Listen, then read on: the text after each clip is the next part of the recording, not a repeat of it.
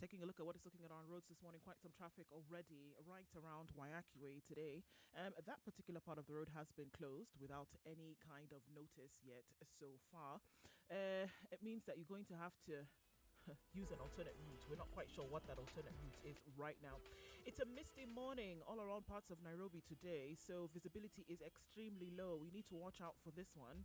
And we're also looking at traffic already on Mombasa Road, right around General Motors, headed out towards the city centre. That's quite hot and heavy as we start this Tuesday morning. We're going to keep an eye on things and see how it opens up throughout most parts of today. Okay, guys, one thing that we need to watch out for is the mist. Very, very low in many parts, especially coming out of Kikuyu going towards Westlands. We'll keep an eye on that. The bypasses are looking pretty good this morning. Not too much traffic on the southern bypass as you head out into the city. The eastern bypass also looking pretty good. Outer Ring, T-Mall, going then towards the northern bypass. Some issues there. Okay, guys, so let's see what it looks like this Tuesday morning. Hopefully it doesn't get too crazy. SpiceFM KE on Twitter is how you can get in touch. Text on 40127.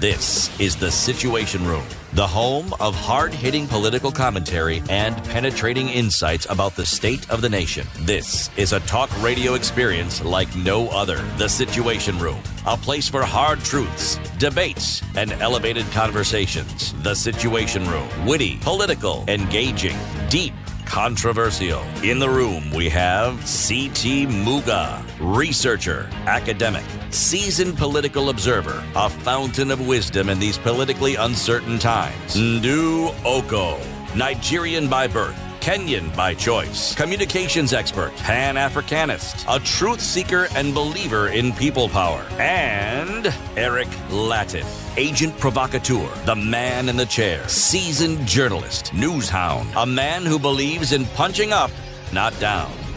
This is The Situation Room, the only way to start your... How are you doing today?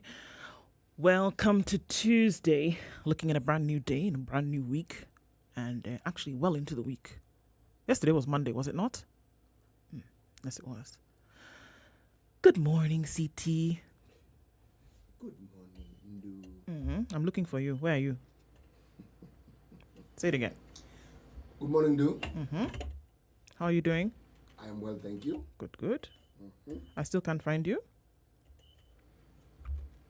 Keep looking. Voila, there you are. Okay, good morning, CT.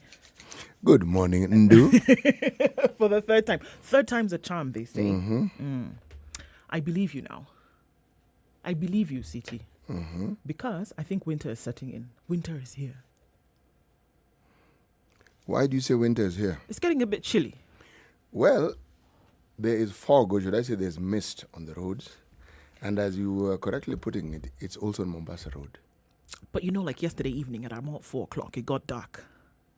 It got dark, and I was like, okay, so it's here. By the way, I love the cold weather. I know it doesn't do very nice things for the bones and stuff like that, but hey. You love the cold weather? I do. So I look forward to the June-July seasons here in Kenya. It does me well. Well, I'm very glad to hear that you love the cold weather. I love the rain. I like rain. Okay, you see? More important, I even like driving in the rain. Well, I think the rain has stopped for now. You're doing well, though? I'm actually doing wonderfully well. No, good to see you, man. So Eric Latif is still on leave. Taking some time off. We'll tell you when he's about to come back. I'm going to have to keep telling you this every day. All right. So Karibuni Sana. Everybody, good morning and welcome to the show today. We have quite some to talk about today. It's a lot of information coming out. We have promises from a new Chief Justice. We have promises from a leader to talk about the interventions in the political space.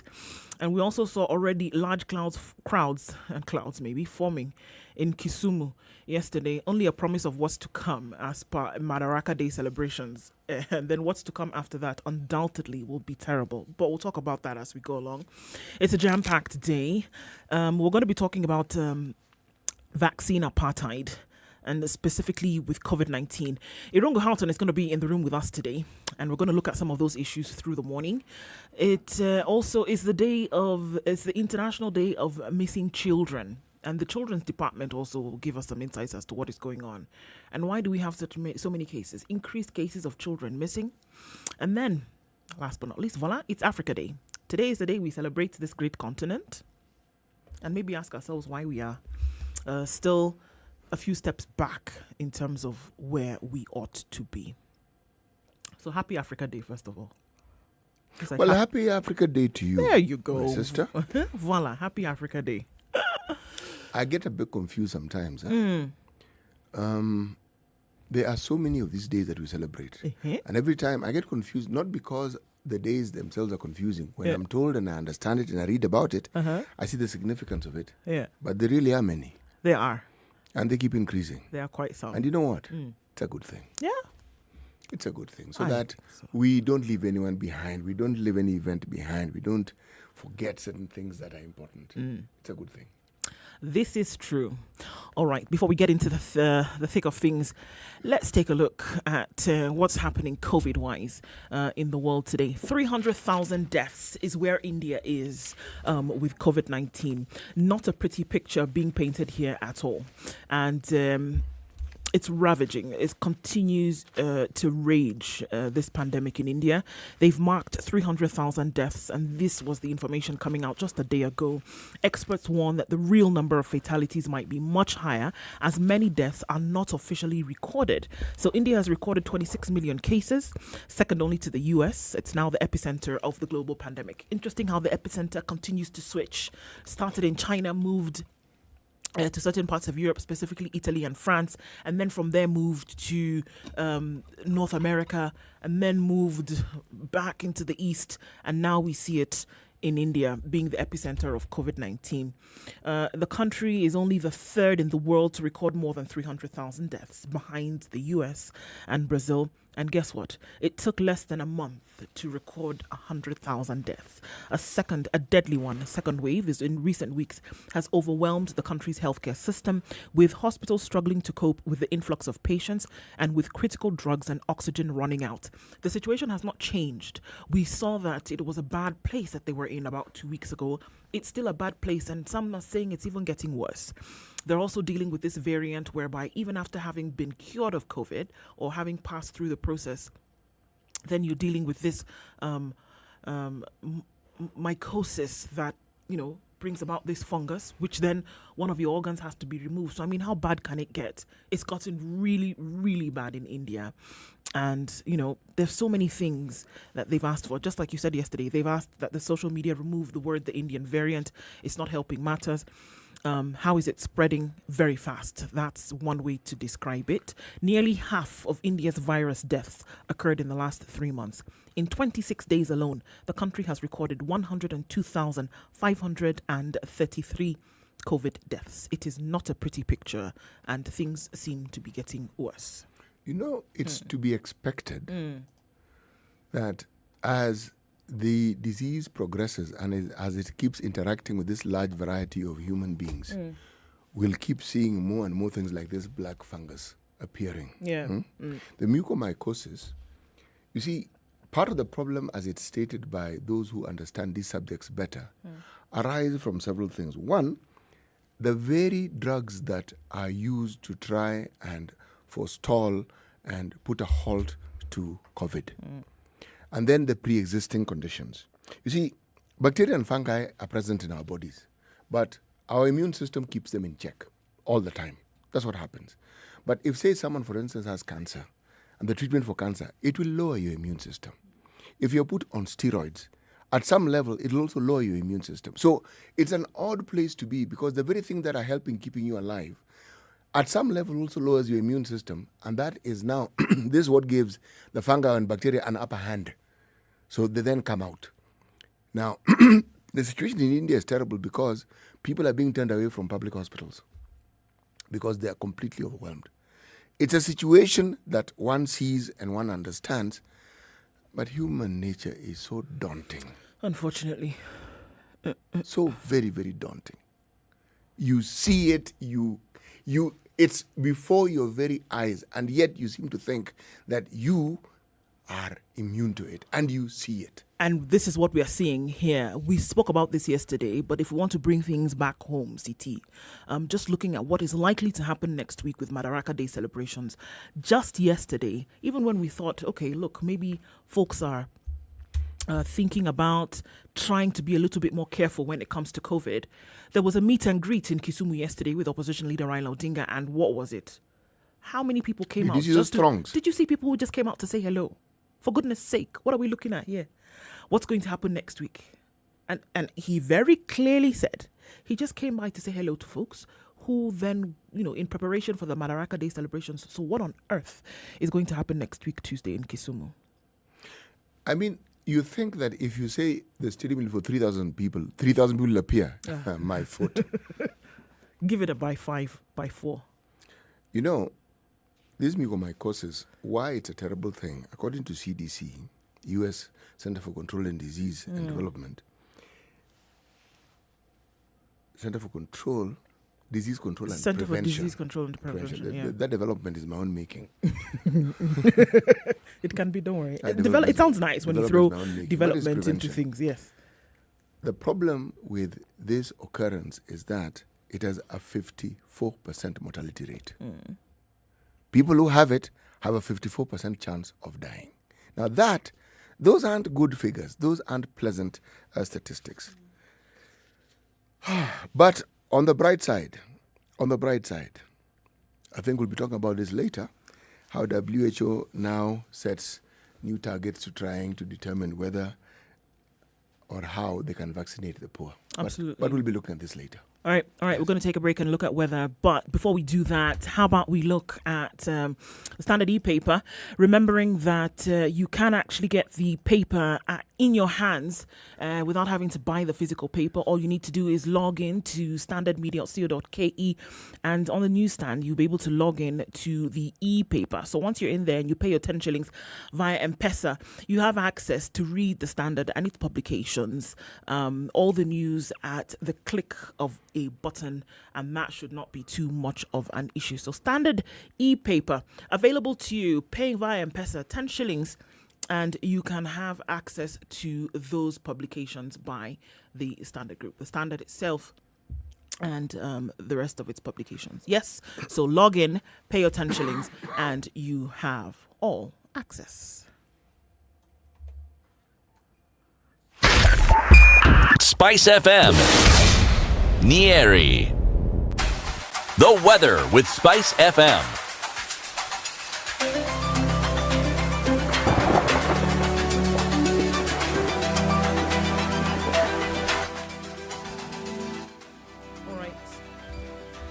This morning we're looking at cloudy conditions, really heavy clouds in Nairobi, highs of 24 and lows of 13.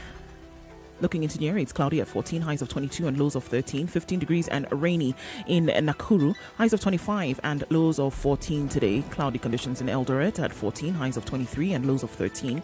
Kisumu was cloudy at 19, highs of 28 and lows of 20. Kakamega light rain at 18, highs of 27 and lows of 16.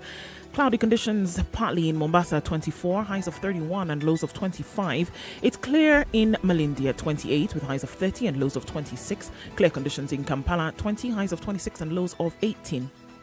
Dar es Salaam is mostly clear at 21, highs of 30 and lows of 23.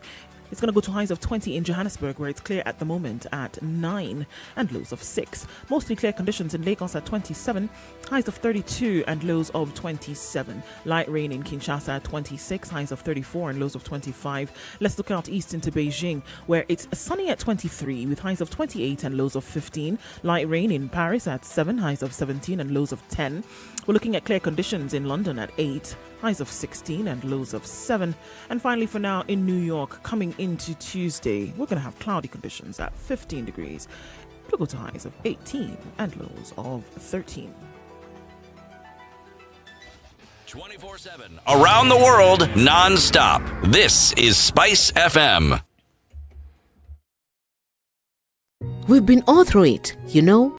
We go to school, study hard, get the much-deserved grades, and celebrate our graduation. Then reality hits us. We get to the job market and we simply don't know where to start off.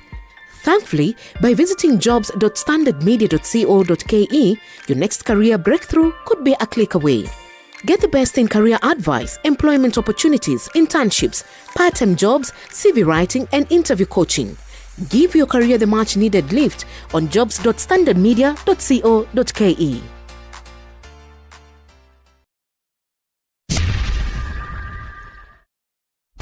Classic soul, R&B, smooth jazz, neo soul, and nostalgic ballads. Make some noise. Yeah! You're listening to Spice FM.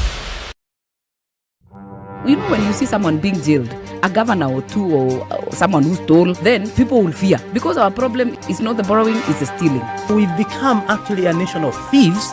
The only thing we lack is an opportunity to steal. The guys who quote the Bible and say I'm a Christian and all that, and you know they're thieves.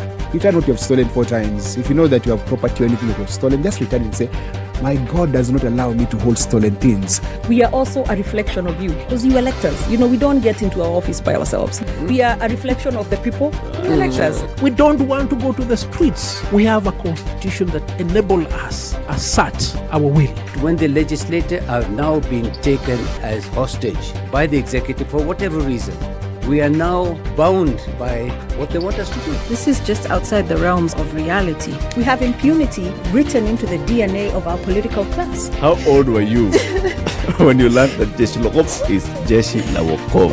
I can't say it very well. And everyone knows.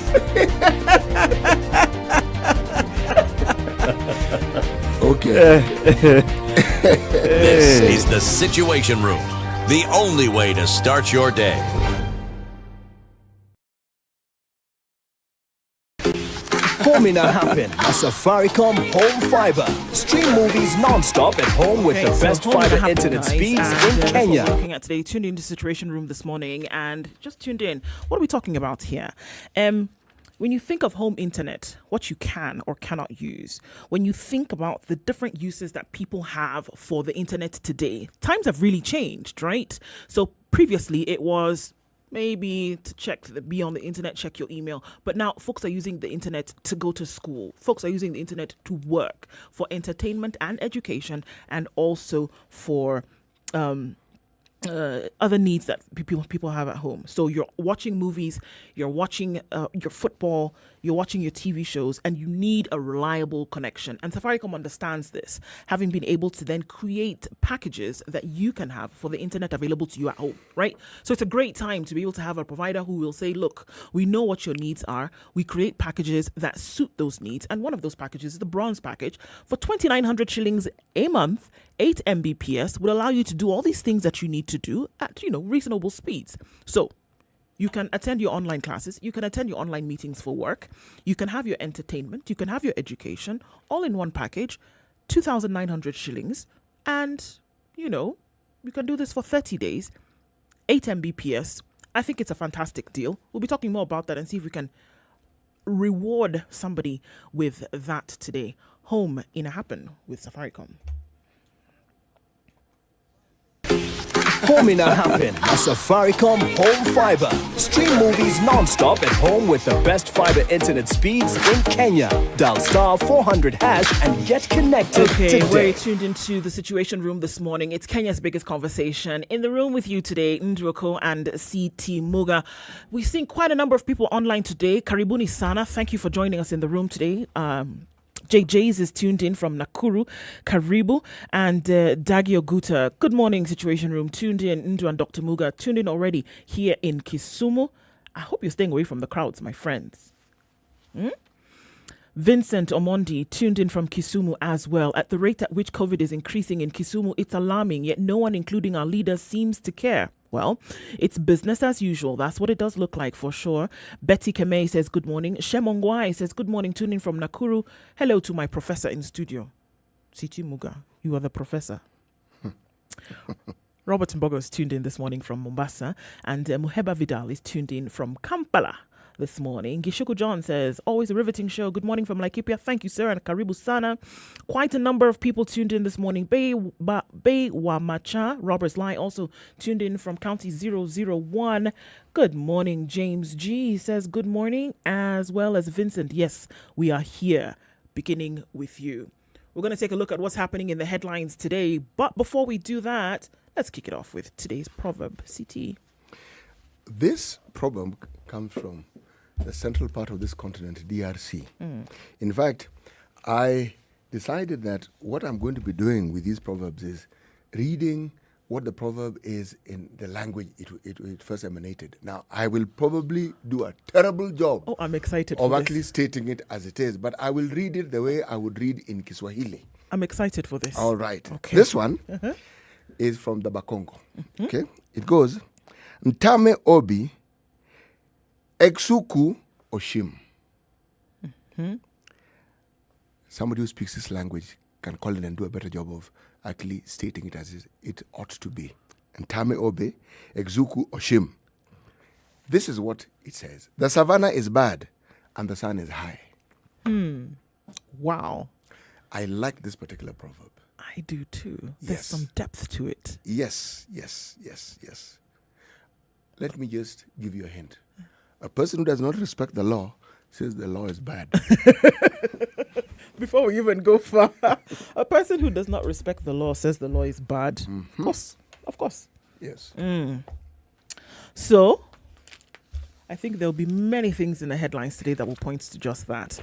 Actually, what is of interest, again, is something that is happening within our justice system. Yep. Okay? One, we have actually 3 new faces in high office. We have the Chief Justice, Martha Koome, she's getting the headlines. We have William Ouko, who's joined the Court of Appeal. But there's a new entrant into the presidency of the Court of Appeal. That is Justice Daniel Musinga. Okay? Now, of interest, because of just the normal attrition and other factors that happen within this particular branch of the judiciary, the Court of Appeal, the numbers have reduced from the previous 30 to now only 12. Now, it's significant because what it means is that these 12 judges are the ones who now have to focus on all the cases that come before them. Just think of the backlog from 30 to 12. You can then understand why there was such a big hoo-ha about the 41 judges and the need for some of these positions to be filled. It wasn't about giving your body a job. No. There was work to be done. It was necessary. Yeah. And also, what is also of significance is that Justice Daniel Musinga takes over the position that was held for a long time by Rosalind Nambuye, who retired after attaining the mandatory age of 70. What I find interesting is the transition is something that I have found very pleasant and heartwarming. You find an exit, yes, as per schedule, a process takes over and somebody takes over. And you're seeing it. It's something that we need to be grateful for, because even when it comes to our presidential elections, we kick a fuss and there's a lot of dust raised. But we know a president has 2 terms maximum away. These are good things. And these are good things that we must be grateful for, and these are things that we must not take for granted. And that they will actually follow the rule of law. And that they will actually take it. Because on this very same continent, there are countries where people are holding on to power as though their life literally depended on it. Mali recently had an issue and there was some sort of coup. Then there was a bit of a complaint that this so-called national unity government has too many military officers. Yeah. So it was decided remove 2.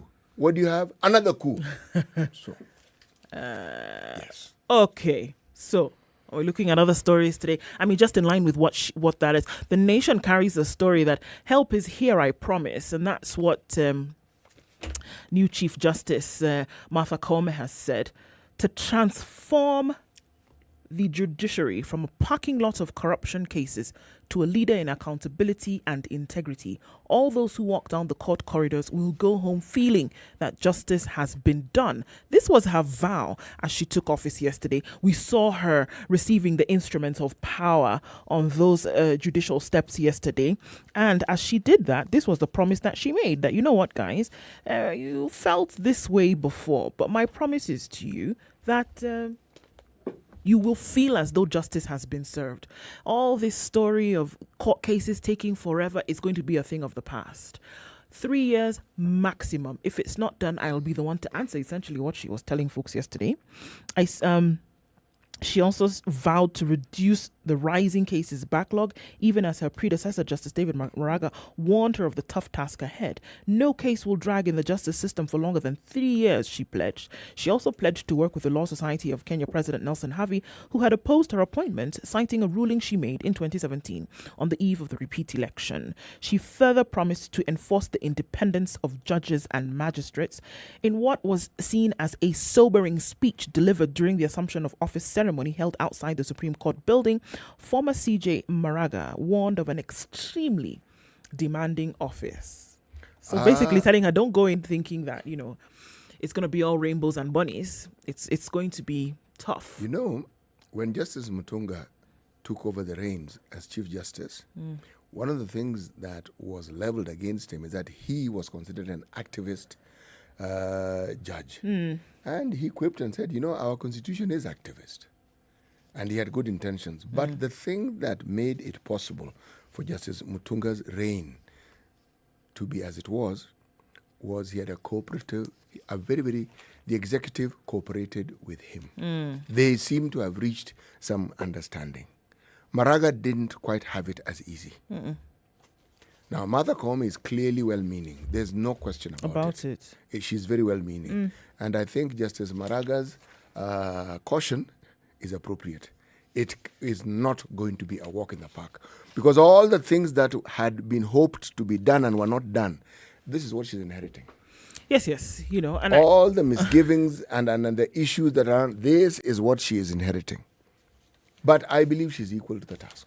Yeah, and, you know, she's planning, and I think she's coming, just from what she has said, she's coming with that right at her nose. She's aware that those are what the issues are. She knows what have been the misgivings just, you know, in the recent past.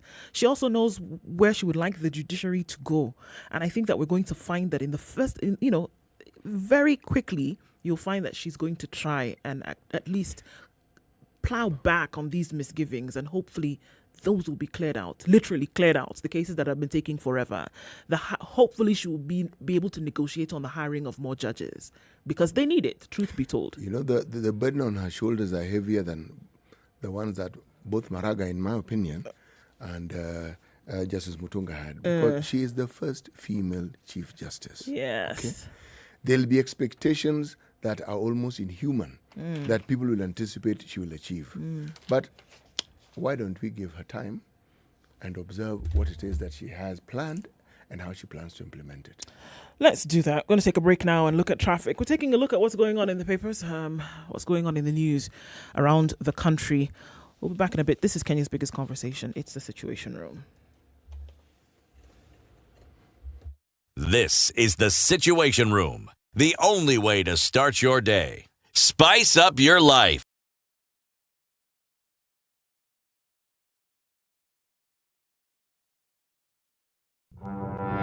There are so many people peddling what is false, and that it bears remarkable resemblance to what is true. Politicians have their agenda, and their agenda is to use every opportunity to sell that agenda and to loot this nation. I have seen major strides that are done in this country when we talk to each other as against talking at each other. We start getting back into the tribal cocoons which were put to us by the colonial powers. You know, they gave us physical freedom but not mental freedom. We're still mentally colonized today into these cocoons of tribe. Now, if you live in an area where it's difficult to find a dog, he's a goat.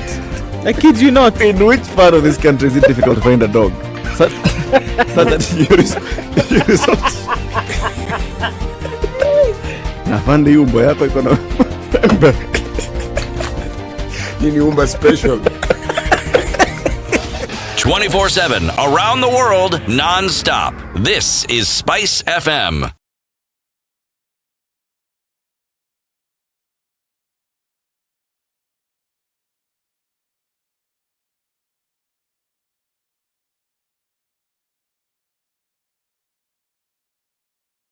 Okay, guys, what is going to cause the traffic today is the poor visibility on the roads. The mist is actually very, very thick. Coming off Mombasa Road, right around the Manga Road, as you head then towards Portland Cement, very foggy. And everybody's having to slow down some, and this is what is going to cause the traffic even greater than we see. Use the service lane on Thika Road if you can, and that's coming all the way from Survey.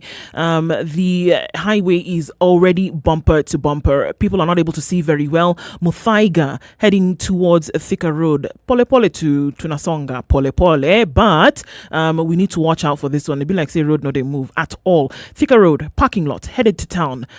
Make use of the service lanes today. That's what we are being advised. Okay, getting off the southern bypass now, headed towards Langata Road. It looks like a better option right now. Langata Road might also pile up in a very short while, so let's watch out for this. Be careful, guys. This is the message today. Be very careful. The mist is low. Visibility is poor. You want to watch out for this. Apart from that, it doesn't look too bad. Let's take a look in a short while how things are going to open up closer to 7 o'clock. SpiceFMKE on Twitter. That's how you can get in touch. Want you to text on 40127. Let us know what's happening in your neck of the woods. Advise people which way to go or which way not to go.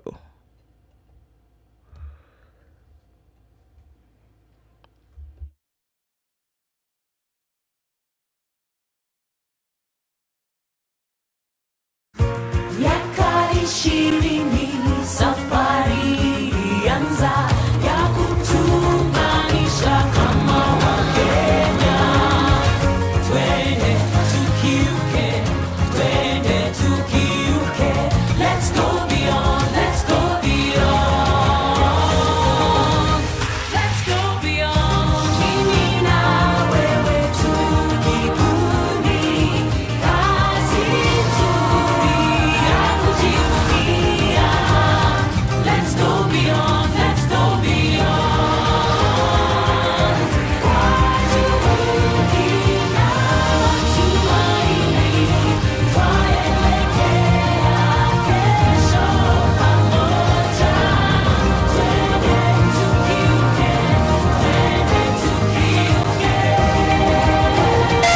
Spice FM, Malindi.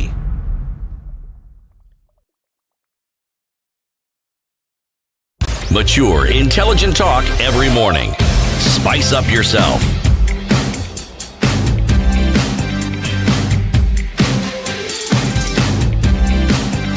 Morning. Okay, you're tuning in this morning to the Situation Room. Nduoko and City Muga. We're looking at what's going on around the country as concerns news. Now, the president went to reopen KMC yesterday. All right.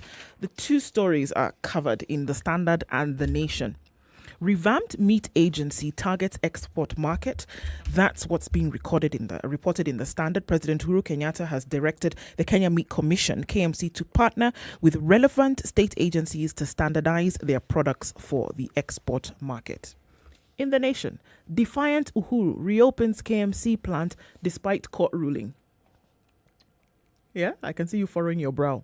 President Uhuru Kenyatta yesterday opened the refurbished Kenya Meat Commission factory in Athi River, Machakos County, despite a court judgment that found its transfer to the military illegal.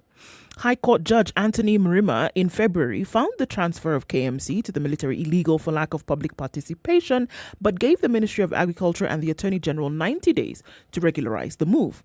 President Kenyatta, however, yesterday further cemented his plans of keeping KMC under the Kenya Defence Forces while pursuing an appeal against the court decision.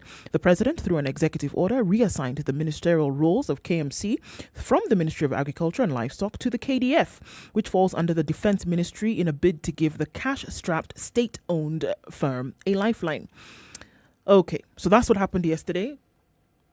In the face of all of that, I think one of the important things now through this is that the export market will be targeted with the new and improved KMC.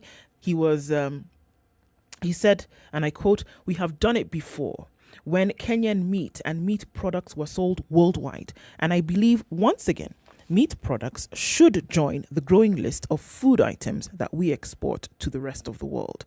The head of state said he expects the country's beef exports to also hit the Middle East as well as emerging markets where the population is growing and consumers have more purchasing power. See, one of the other problems that KMC had before it was transferred to the KDF was farmers took their cattle to that particular establishment. Some had to wait as long as 4 years to be paid. Meaning, it was taken, the meat was sold. It was sold, Yes. but not paid for. Yes, yes. So, it is a situation, yes, you did observe correctly, because I was thinking, the judge said, take time to regularize it. What is difficult in regularizing it? The judge wasn't saying it's a bad thing, just saying, according to the law, you haven't followed procedure. Of course, the question that begs to be asked is, why did they take the pain and the trouble to just follow the procedure? Follow procedure. Why? Follow procedure. Because it could have been done. Because let's look at one of the, like you say, one of the reasons why this thing fell through in the first place. They were not able to keep up. They were not able to keep up because they were mismanagement, not paying suppliers, not taking farmers' needs and requirements into consideration. So it fell belly up, did a belly flop into the abyss of mismanagement. Okay. They kept changing managing directors. Changing managing director here, next another happened. one.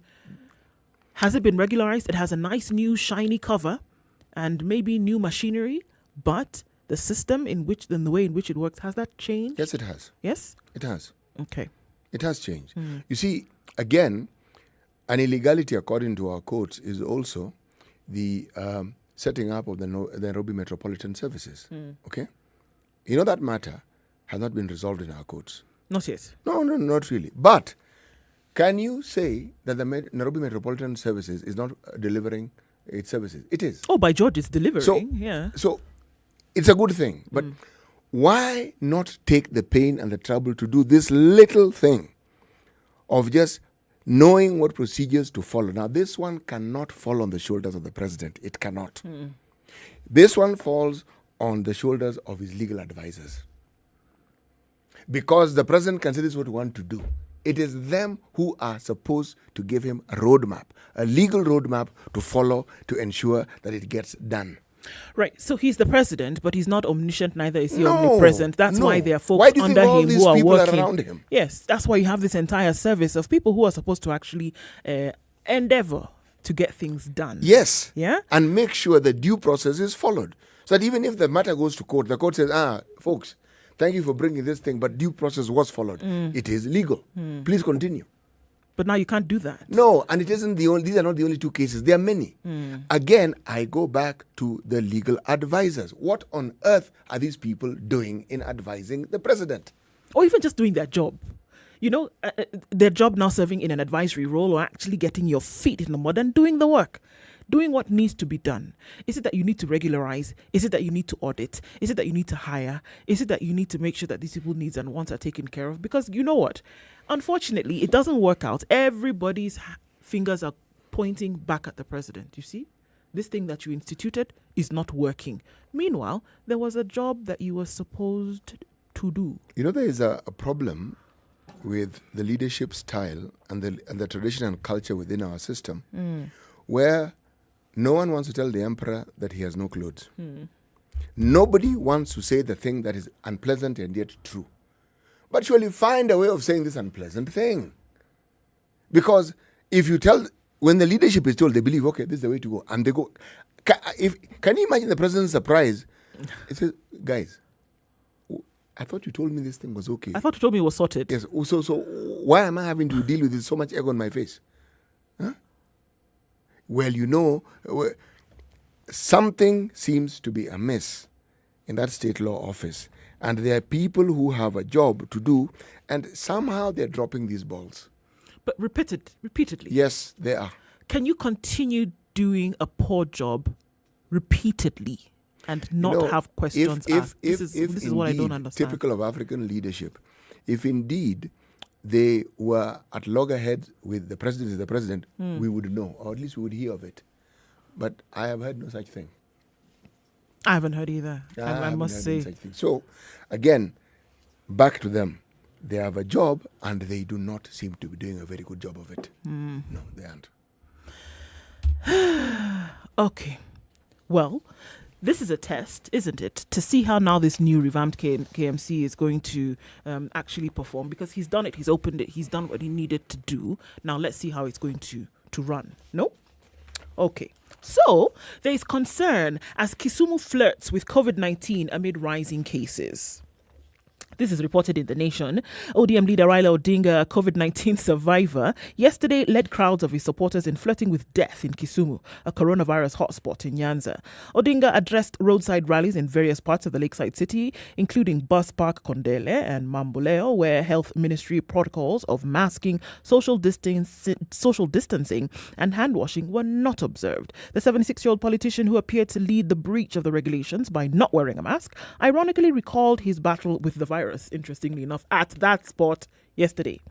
"You can now see that I am well," he said, "happy and healthy, and you are the first people I am visiting because Kisumu is home." Buoyed by his triumph over the deadly disease, Kisumu residents threw caution to the wind to welcome him as he inspected development projects earmarked for launch by President Uhuru Kenyatta next week. Voila, c'est ça. President visiting Kisumu, good thing. Having the Madaraka Day celebration in Kisumu, good thing.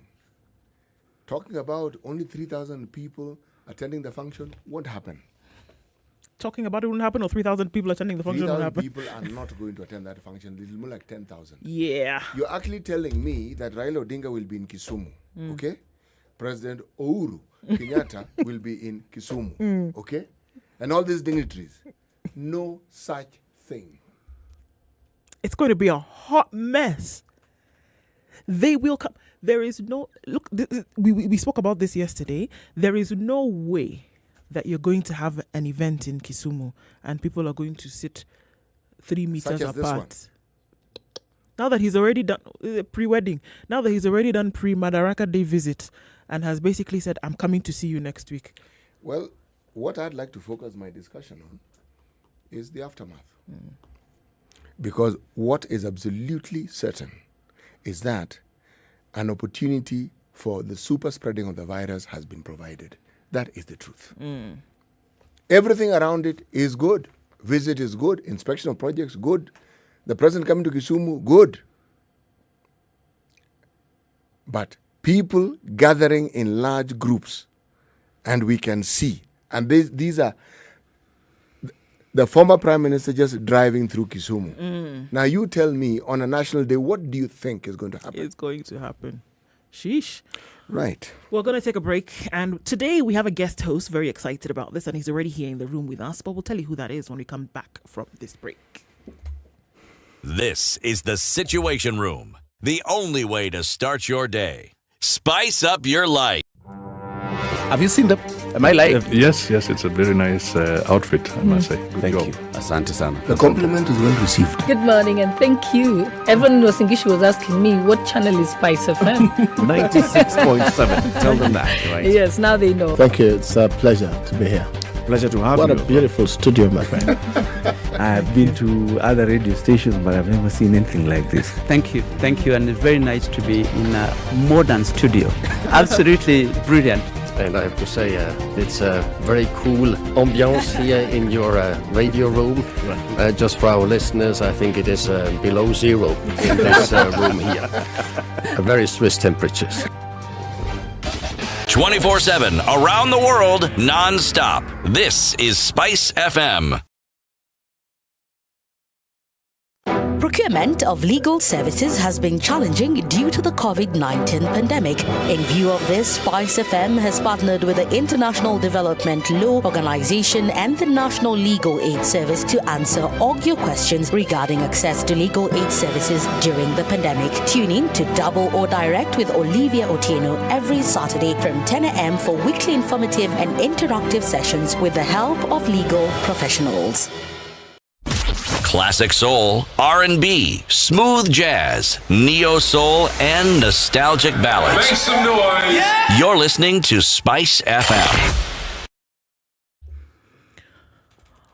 Wherever you're tuned in on social media this morning as well. We're tuning in. Live streams are up on SpiceFM KE on Twitter, Facebook, and YouTube. This is the Situation Room. It's Kenya's biggest conversation. In the studio today, Ndroko and CT Muga. And our guest host for today is in the room today, Irungu Houghton. Look, Irungu, I want to say Houghton. And every time we say, I hate when people mispronounce my name. So tell us now, once and for all, how we pronounce your surname. So if you asked Wangari Maathai, the late Nobel laureate, how to pronounce it, she would probably come back with Houston, which is not the place to start. My name is Irungu Houghton. Houghton, yeah. Okay. I don't have enough property, nor do I have enough class to be Houghton. So Houghton All right, works. if it was, because classy is the Houghton. Class also comes into this a little bit. Anyway, good morning. And good morning, Africa. There you go. Happy Good morning, Africa Africa. Day. Good morning, Africa. Absolutely. Karibu, we're very happy Thank to you have very you in the much. studio today. Yeah, I just have to say that, I just hope that Eric Latif has security of tenure because I come fully prepared. But I have spoken to the group manager and I've been reassured that he has his job after today and I shall only be here for 3 hours. Wow. But thank you very much. Also, I just want to say you are so courageous to put me in a studio. I was a DJ for Why? about 2 years. So your finger's a bit itchy right now? Yeah, in like 1985, I was a DJ. Uh-huh. I haven't been in a studio like this since then. So it's, So it's doing things it's right now. unpredictable what's going to happen. Wow, okay. Well, John might have to come and, What, pull me out? tackle you. Yeah, I've got a T-shirt that deals with people like that. And it's lovely to be here, Ndu and CT. Thank you And so Eric, I hope you're listening. I hope not to embarrass you or your program. No. He's embarrassment proof. He completely. Yeah, just shameless. Say anything you Shameless. want. Say whatever you want. No. Yeah. He's bulletproofed, so he's fine. I wish him a long career in the political space.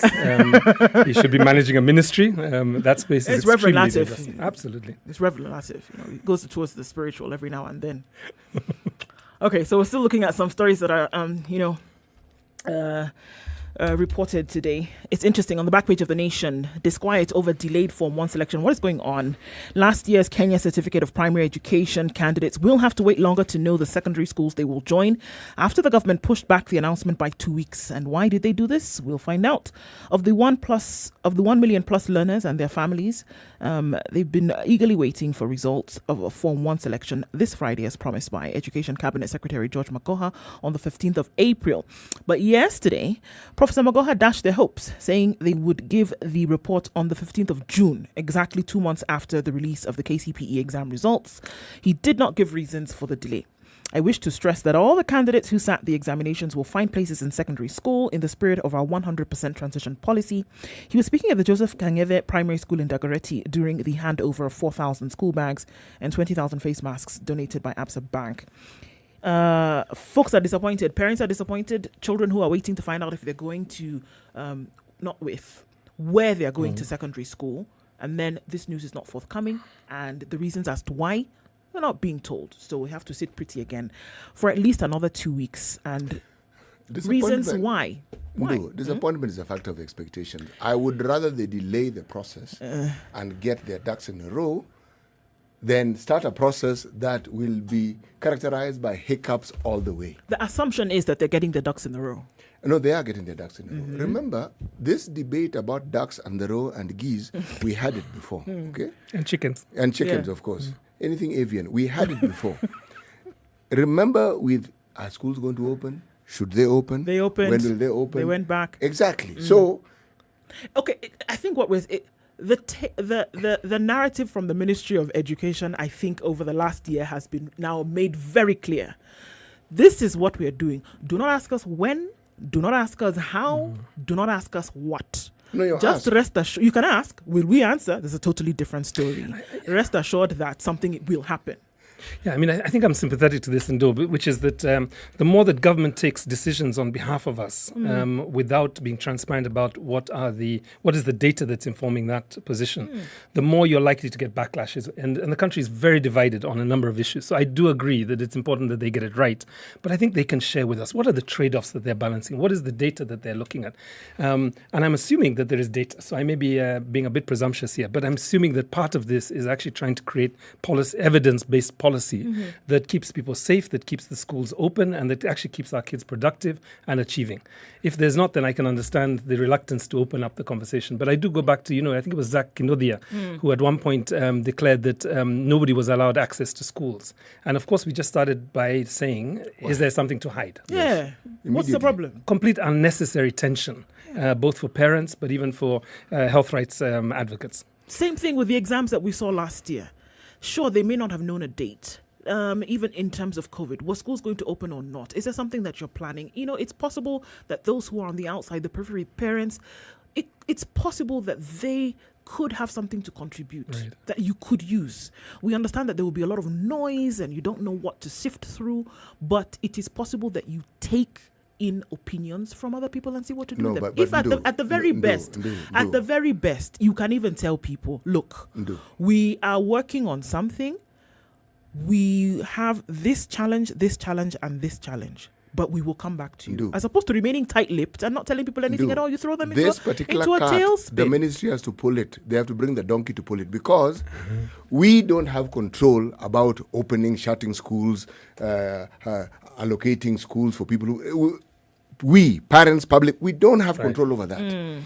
What we would like is what we always ask for. Just tell us. Yeah. Explain to us and give us details. So we will grumble, but we have the details. That's it. But I think all good governments essentially listen to populations. And what we call noise is really people trying to make sense of their reality. But also, as importantly, people beginning to think about what are the kind of policy solutions to the problems we have. If you end up in some kind of a fortress where you are, the first thing you do is, seal yourself up from the population that you're trying to serve, then I think obviously what you're doing is setting yourself up for criticism. So even when the ministry gets it right, we don't acknowledge them. We saw this, and I'm going to take a very different example, but the fight against terrorism, for example. We saw the government, really vacillate in the context of Westgate. We saw them improve in Dusit, and there was still not a public, response that was encouraging of the strategy. So I think that's the thing that's missing, is really this transparency and open decision making, or open policy formulation, which ultimately, I guess, the ministry has to take decisions. So I don't think it's that we're all making decisions together. I think the buck stops with the minister, but ultimately he cannot do that and carry a country along if he's not talking to us, if he's not listening to us. Definitely. And look, the individuals that you're dealing with at the end of the day are learners. And they're not just standing like mushrooms under trees. They come from units of parents who essentially send them to school.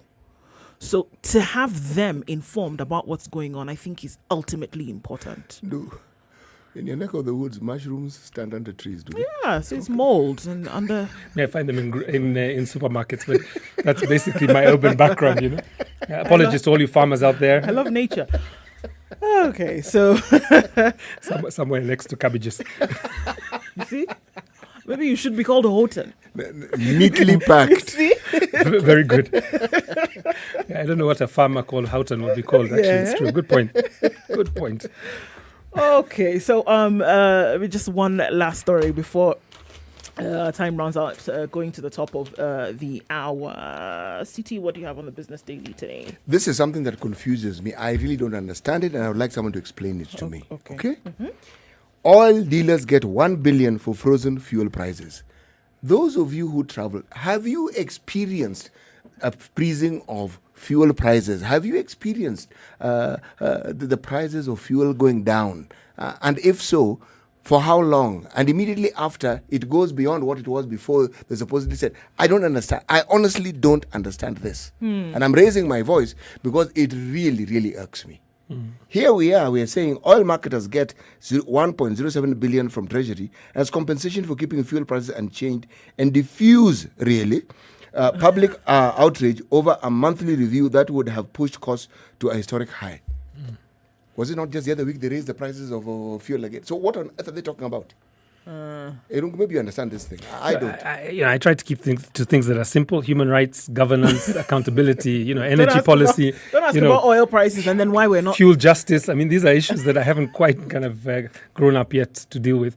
But it baffles me the whole time. I mean, just as a user, as somebody who drives regularly, I just don't understand the science and the policy behind this. You know, for me, it's reminiscent of some of these budgetary decisions that you hear.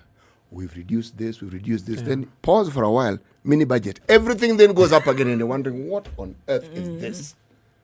Anyway, my angst for the morning. Just for the morning? I think many people are getting a little bit more upset. I'm not sure whether you've reduced the blood pressure in this room or increased it out there. No, because I honestly find it confusing. It is like the regulator, EPRA, telling you, well, for now, what we're going to do, electricity prices will go down and then you look at the detail and you find they go and choose the most expensive way of getting that power, and you realize it's a contracting problem. And you say, break the contract for heaven's sake, and then deal with it in court. But give us cheaper electricity. Yeah. Somehow they don't seem to be able to do it. Don't seem to be able to do it or unwilling to do it. You know, those are two totally different things. That is me being polite. Okay. Yes. So having a polite moment. That's called Ambassador City Muga in the room. Diplomatic. Because clearly. No, but I think actually the point you're raising, City, is that, you know, we do need to see some consumerist lobby on this issue. Yes. I know there are a number of people who have been thinking about it for some time, but the time is really, you know, at a time when we have both a recession and a pandemic, this would be a perfect time to start dealing with this issue. You know, it affects everything. You know, these guys, half the time when it's explained, it's gobbledygook. You can't make head or tail of what on earth they are saying, because you follow the thinking, they lose you somewhere.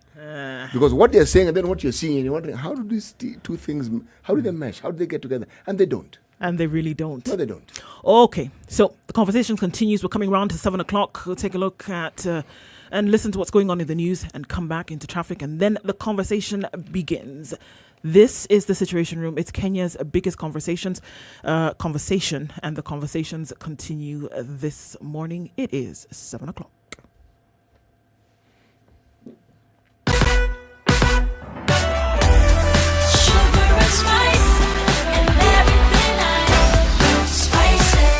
Spice up your life.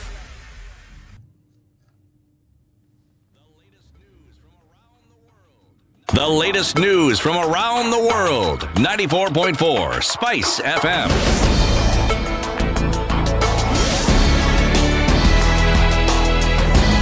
This is Newswa. I'm Dennis Aseto. Judiciary Registrar Anna Madi has expressed her gratitude to the CJ for her contribution in the legal profession, further assuring her of her support as she assumed office. Koome was yesterday given instruments of power in a ceremony at the Supreme Court buildings. On my part, Honorable Chief Justice, I pledge the support of my office, supported by the registrars, directors, staff, as you settle into your office to ensure the successful implementation of your vision and agenda. Once again, congratulations, Chief Justice, on your appointment and assumption. She assured Kenyans that the judiciary will deliver as expected of it, and that the first order of business will be to reduce the case backlog.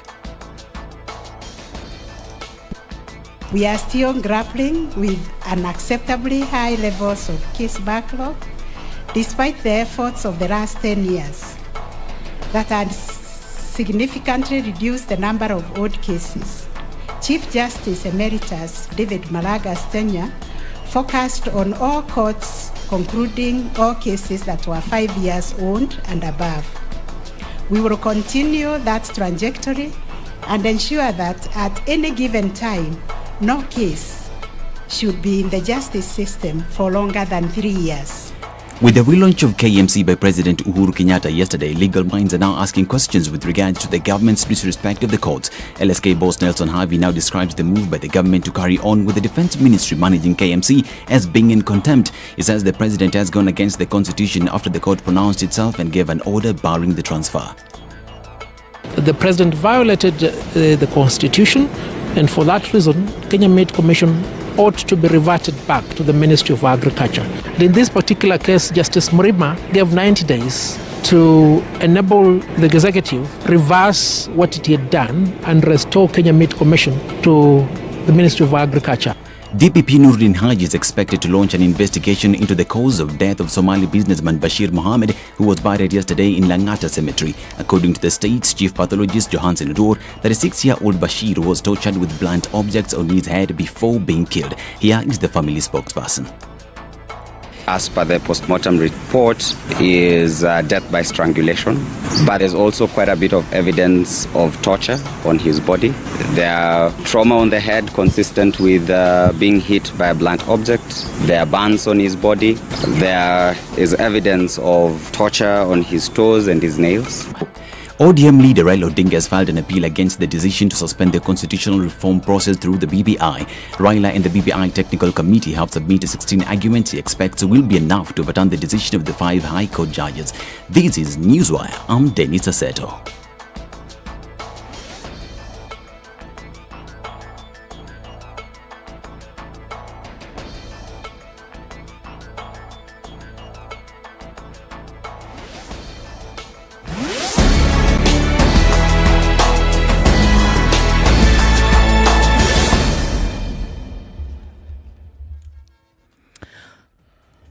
All right, quite some on the streets this morning. We're looking at Mombasa Road and it's quite packed already. Headed out into the city centre.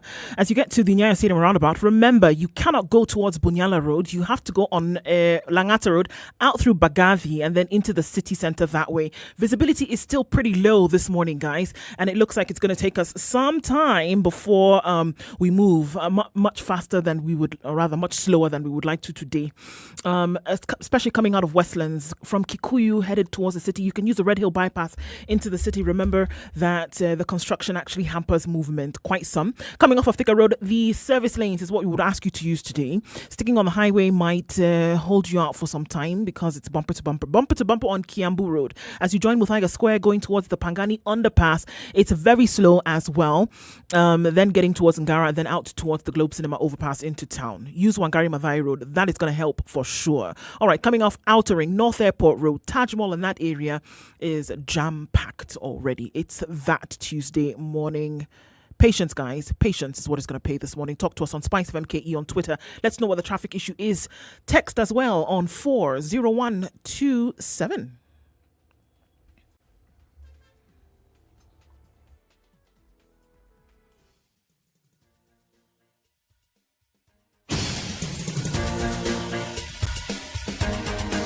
This is The Situation Room, the home of hard-hitting political commentary and penetrating insights about the state of the nation. This is a talk radio experience like no other. The Situation Room, a place for hard truths, debates, and elevated conversations. The Situation Room, witty, political, engaging, deep, controversial. In the room, we have C.T. Muga, researcher, academic, seasoned political observer, a fountain of wisdom in these politically uncertain times. Ndu Oko, Nigerian by birth, Kenyan by choice, communications expert, Pan-Africanist, a truth seeker and believer in people power, and Eric Latif, agent provocateur, the man in the chair, seasoned journalist, news hound, a man who believes in punching up, not down. This is The Situation Room, the only way to start your day. You're going to say Eric. Mature, intelligent talk every morning. Spice up yourself.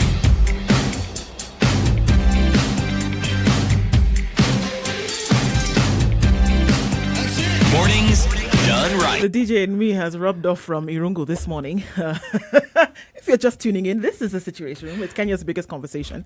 In the studio this morning with myself, Ndurko, C.T. Muga, and Irungu Houghton is joining us as guest host today, and quite a lot of issues to discuss. If you're tuning in from around the country, 94.4 is what it is in Nairobi, 87.9 in Mombasa, Nakuru on 96.0, Eldoret on 96.7, Nyeri on 90.0, Kisumu 102.5, and Malindi 97.7. The live streams are up and you can catch us online, SpiceFM KE on Facebook, YouTube, and Twitter. The conversation continues now. But before we kick things off, CT, today's proverb? From the Bakongo. Mm-hmm. I changed my tact a bit, but I want to ask for forgiveness for the speakers of this particular language because I'm about to desecrate it. Someone who speaks this language can read it as it ought to be or state it as it ought to be, but this is the proverb, okay? Ntame obe, exuku oshim. The savannah is bad and the sun is high. The savannah is bad and the sun is high. Yes. And hint, a person who does not respect the law says the law is bad. So this is a veiled critique of the executive ignoring court orders. What we do with Supreme Proverbs... Court Chief Justice will like that quote. Perhaps she could open with it. CT lays the ground. Then now people can come and You walk sort of as you like. Please fill in the blanks as you see fit. You can make it political, you can make it cultural, you can make it social. I mean, you choose. So the choice, I think, given the topic, and I don't know if I'm prematurely going into the topic of global vaccine apartheid, but for me, what I hear there really is a clear message to all those people who basically jumped the queue to to get inoculated against COVID-19, knowing full well that they were not over 58, they didn't have existing conditions or life-threatening conditions, and they were not health workers and they were not security officers. That's the Bakongo proverb for you today. Is it? Yes. Okay. And we'll come back to the impact of this. Sure we will. Okay, so today we, at least for this hour, we are looking at vaccine apartheid. A lot of words being used, thrown about in terms of what it actually is and what it actually means for us now living in these times of COVID-19. And vaccine apartheid has popped up. And yes, Irungu joins us today, Executive Director of Amnesty International, but at the same time an author as well. And putting together several things you have, Irungu. First of all, congratulations on that. Putting together your thoughts, disaster and dissent, and really having Kenyans think about what we ought to be thinking, how our thoughts ought to be going when we see some of the things that we see on a daily basis. Vaccine apartheid being one of them. Let's just start off from the very beginning. Vaccine apartheid, what does it mean? Yeah. What does it entail? So listen, I actually think I should have come to you to edit my book. It's actually called Dialogue and Dissent, but actually the title Disaster and Dissent is probably even more provocative. So okay. If we do change the book in the second edition, you will be noted. Available. The book really is a kind of an exploration of kind of the last 30 years, and it really is a biography of the Constitution. And the second part of the title is A Constitution in Search of a Country. Right, and it launches on Madaraka Day, and I hope many of the people who are interested in looking at issues of constitutionalism and human rights will follow. But let me come to the issue of vaccine apartheid. And it is a very powerful term, and it really developed around a global alliance of organizations, of which Amnesty was part of. It's Amnesty, Oxfam, ActionAid, and the Inequality Alliance, and it's now being picked up even by our Ministry of Foreign Affairs Principal Secretary Kamau Macharia, who talked about it in relation to the relationship with the British recently. But for a lot of us who are under the age of 30, we will not remember the pain and the carnage of apartheid South Africa. You would have to have been around in the 70s and 80s really to get a sense of what it was like for your race to determine everything. Who you could marry, where you could live, where you could move to, what jobs you could take. And I think using that term in the context of COVID-19 has been really important, because I think what has happened is we have seen very quickly how countries, the more richer countries, have been able to take advantage of their superior economies to essentially negotiate with pharmaceutical companies, many of them global, blue chip companies, to ensure that the vaccine availability in places like Canada and the United States and Europe is in the range of about 70% upwards. Right? Now, contrast that with the people of color across the world. Africa, I think there's only one country that has reached a vaccination, a percentage that is in the range of 20%. That's Morocco. Kenya is at 1.7. Ghana is at 2.4. The rest of Africa is literally under 2%. Right? And that's when we talk about vaccine apartheid, that's what we're talking about. We're talking about large numbers of the world, largely in the global south, not having access to the vaccine and therefore being protected against the virus. Is it as a result of hoarding by the richer and more affluent nations? Are we seeing that as a direct result of these other nations keeping what they can for themselves? Or are we seeing that there's not a bullish enough effort on the part of African nations to get the vaccines? I mean, I think it's both. So what the rich and the powerful and the privileged are doing is they're essentially buying up large stocks of vaccines, and they can afford to. they're then hoarding them. So at one point, I think, was it 2 months, 3 months ago, we were hearing that some countries had 3 times the amount of vaccines that they required for their populations, right? And at a point when, most of the world basically didn't have access at all. If we started, I think, on the first week of March, and in some ways we were an early adopter comparatively to a number of other countries. But the point of this is, so that's one thing. The second thing is, yes, that I don't think African countries, Asian countries, and Latin American countries are essentially calling out the rich countries on this issue. Because, unless you have I guess there are 3 principles for making sure that the entire planet is vaccinated. The first is that the vaccine must be made available for free. It must be accessible, so it means that you don't have to travel kilometers to get it, and it must be safe also, right? And we must prioritize those who need it on the front line.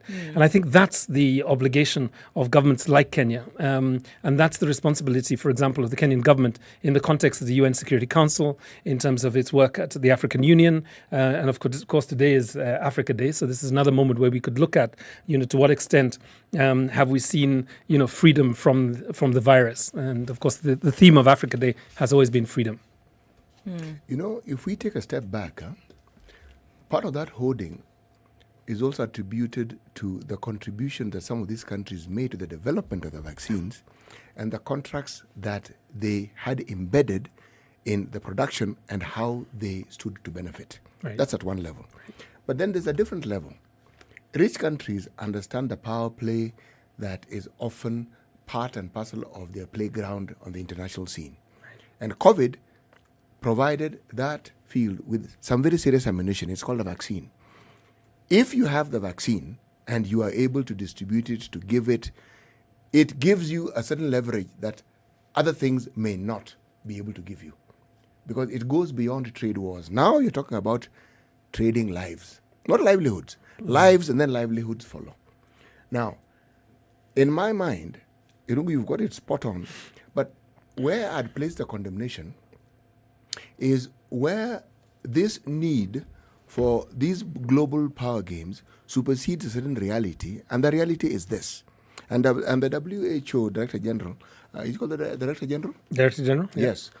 Got it spot on. He said, so long as there are other parts of this world where people haven't been vaccinated and they're not safe, no one is safe. Yeah. It doesn't really matter whether you've had the full dosage, no one is safe. Because even with the full dosage, you can still get it. You're protected, yes, but you can still be infected. Right. Now, that little detail has escaped them. So, essentially, by hoarding, what they are doing is the complete opposite of what they think that they are pursuing. Yeah. And they are putting their own citizens in even greater danger than if they actually ensured that they spread this thing out. Even if profits are to be made, the truth of the matter is, we're looking at the profits that have been made already as we speak right now. There's nothing which is not above $1 billion. Yeah. Some are at 4, some are 3 billion. As of now. Yeah. And look at the percentages of the planet's population that has been vaccinated.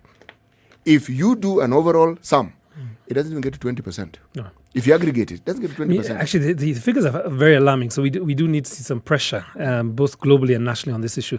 9 out of 10 people in the world's poorest countries will not get vaccinated in 2020.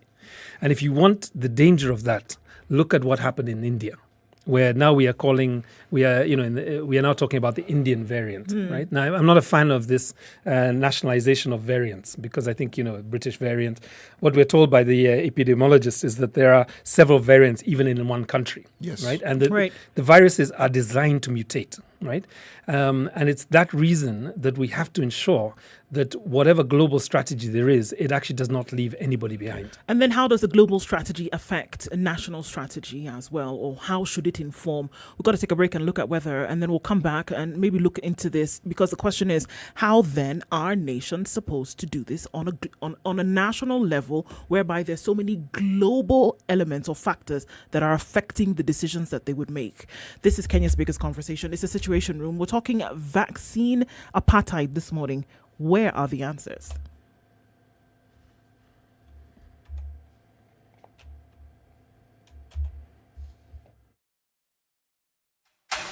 The weather with SpiceFM. Partly sunny conditions in Nairobi this morning at 15, highs of 23 and lows of 13. Cloudy conditions in most parts of Nyeri today at 14, highs of 22 and lows of 13. Rain showers in Nakuru at 15, highs of 26 and lows of 14. And in Eldoret, it's mostly cloudy at 13, highs of 24 and 19 in Kisumu. It's raining in some parts, highs of 28 and lows of 20.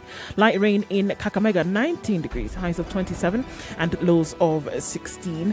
Looking into Mombasa, light rain at 25 in some parts, highs of 31 and lows of 25. It's raining in Malindi at 25, highs of 30 and lows of 26. Mostly sunny conditions in Kampala at 22, highs of 26 and lows of 18. And in Dar es Salaam, it's sunny at 22, highs of 30.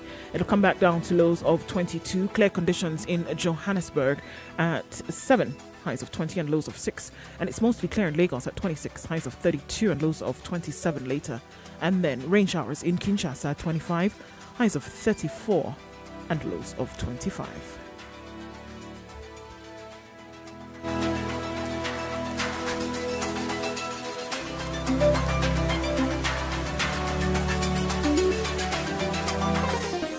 Chilled Spice.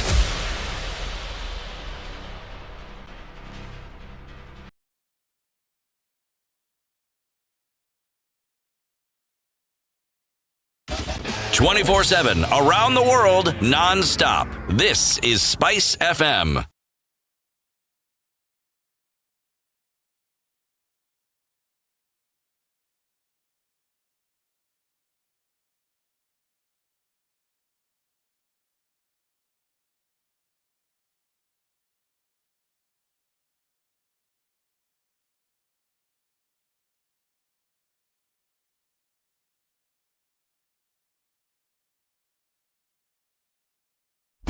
Classic soul, R&B, smooth jazz, neo soul, and nostalgic ballads. Make some noise. Yeah! You're listening to Spice FM.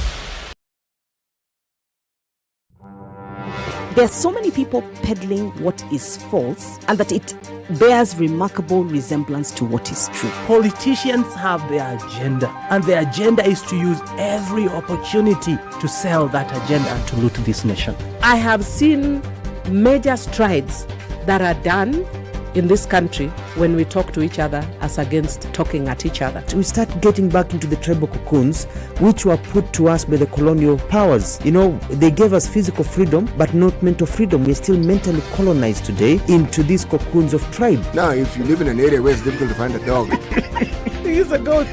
I kid you not. In which part of this country is it difficult to find a dog? So that you resort. Afande hii umbo yako iko na hii ni umba special. This is the Situation Room, the only way to start your day. Mature, intelligent talk every morning. Spice up yourself.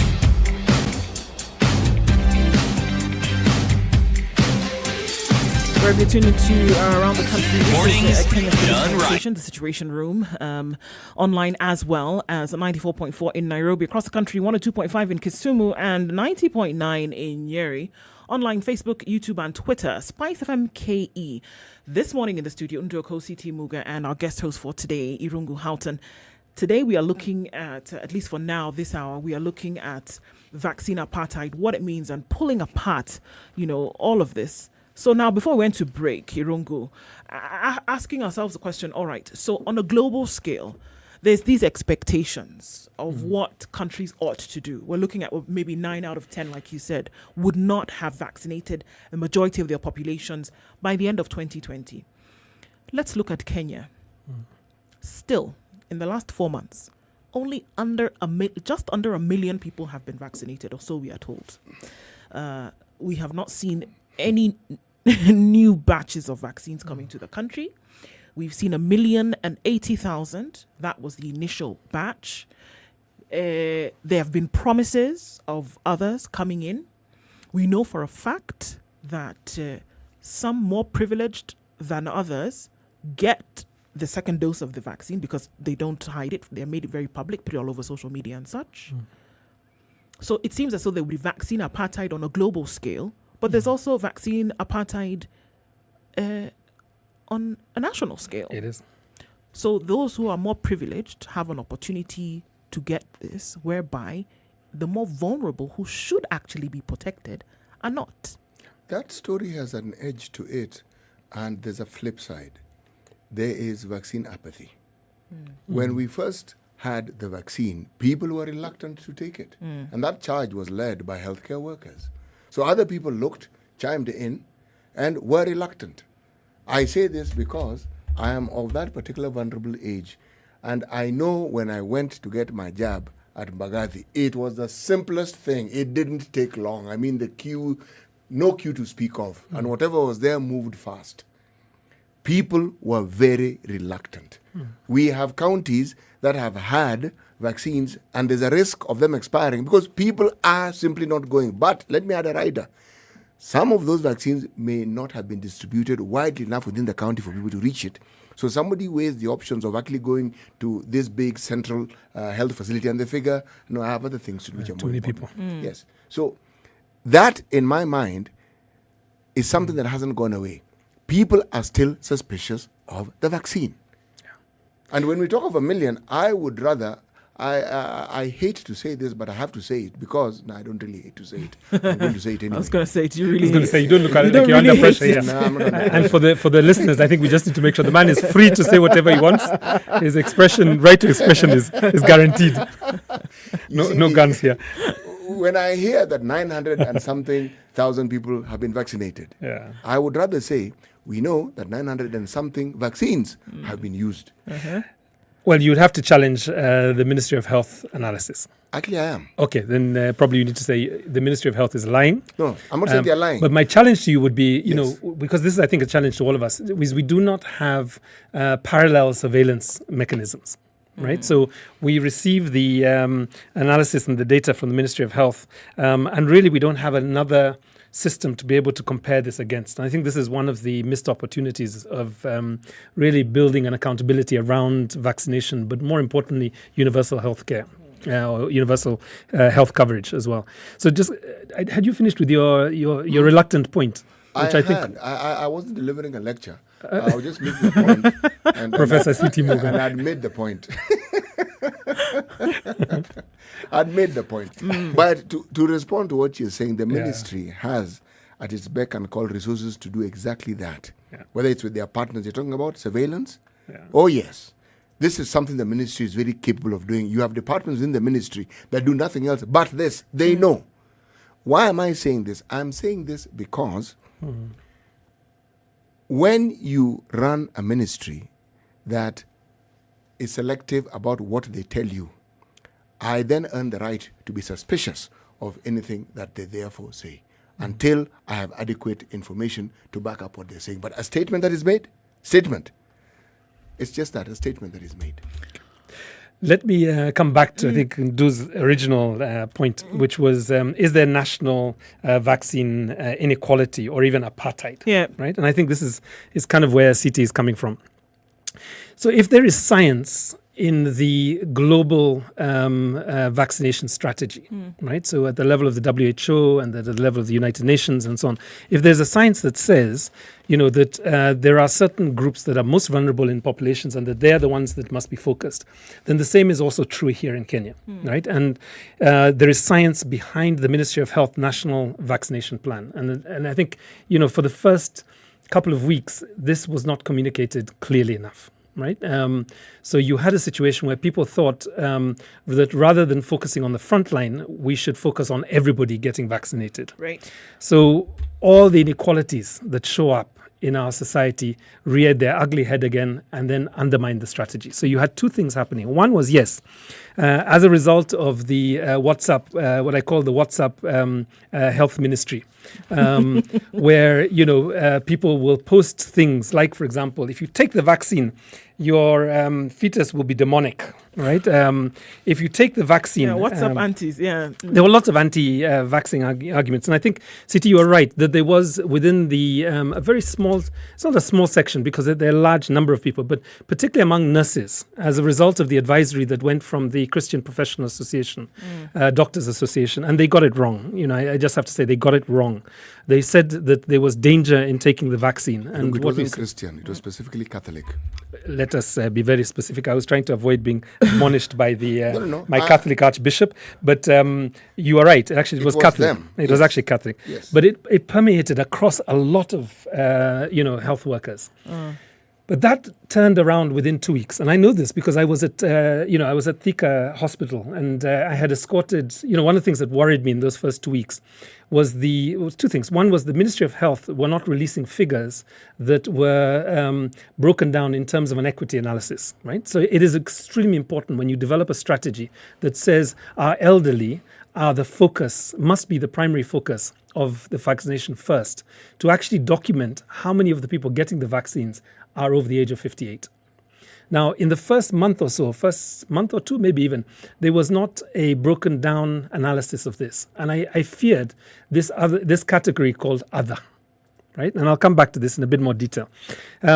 So I think the first thing to say was that there wasn't a clear enough public information strategy at the beginning. The second thing was to counter the WhatsApp Ministry of Health groups. The second thing was that, and therefore there was a bit of apathy and a wait of see thing, but that shifted within 2 or 3 weeks. As I was standing at the Thika Hospital, waiting for Gitwa Kahingere, the Mau Mau, the Kenya veteran, actually the Secretary General of the Veterans Association, to symbolically have his vaccination, so that all our national heroes and heroines could get the signal that actually they must present themselves for vaccination. I saw hundreds, if not 1,000 or so people gathering around the hospital waiting to be vaccinated. And it's the first moment where I've seen people willing to lie about their age, not downwards, but upwards, right? So Siti Muga, who we all know is 25, right? Yes. 25 plus. And I've talked to his family. I know his age, directly. He started positing that he was in his 60s, So you had people really kind of growing older by the minute in order to get vaccinated. You also had people saying that actually, my profession, okay, I'm not a doctor, I'm not a security officer, I'm not a policeman or a teacher, but I come into contact with a lot of people. Like I have a lot of Facebook groups. I have a lot of WhatsApp groups, and I need to protect myself from the vaccine. I'm being a bit facetious, but I think the point is this: is that people were willing to lie in order to jump ahead of the queue and become part of that other group. But having said this, and let me just, before I get attacked as I leave the studio, from all the people who got vaccinated and were not part of the initial focus for phase 1, I get it that people were scared. Yeah. Right. I really get it that this thing people wanted to be protected. People want to be and protected. you were not getting any information in terms of how it was going to roll out to everybody else. And there is suspicion that actually, government will never get round to us, right? So let us go there before, this vaccine runs out. But I need to remind people that there was a science that is behind the vaccination plan. And that science said that there are certain categories that are high risk. They're not high risk because they're likely to get infected. They're high risk because either if they get infected, they will die. But Irongo, those high-risk individuals were not going to get these vaccines. No, I think that was a myth. After the third or fourth week, I think that became a myth. And actually is continued to be perpetuated, partly out of ignorance and people relying on data that was in the earlier month or so. I have to go to a break, but I'm going to give you some numbers. We're talking about these high-risk groups, for example, numbers that are coming from the Ministry of Health in terms of the teachers that went to get vaccinated, in terms of security officers and where they are recording these numbers came from, and then they have a whole 500,000 people that were under the category of others. Okay, could prove your point, but all right. Let's take a break. This is Kenya's biggest conversation. Let's come back. Let's take a break and come back. SpiceFM, Nyeri.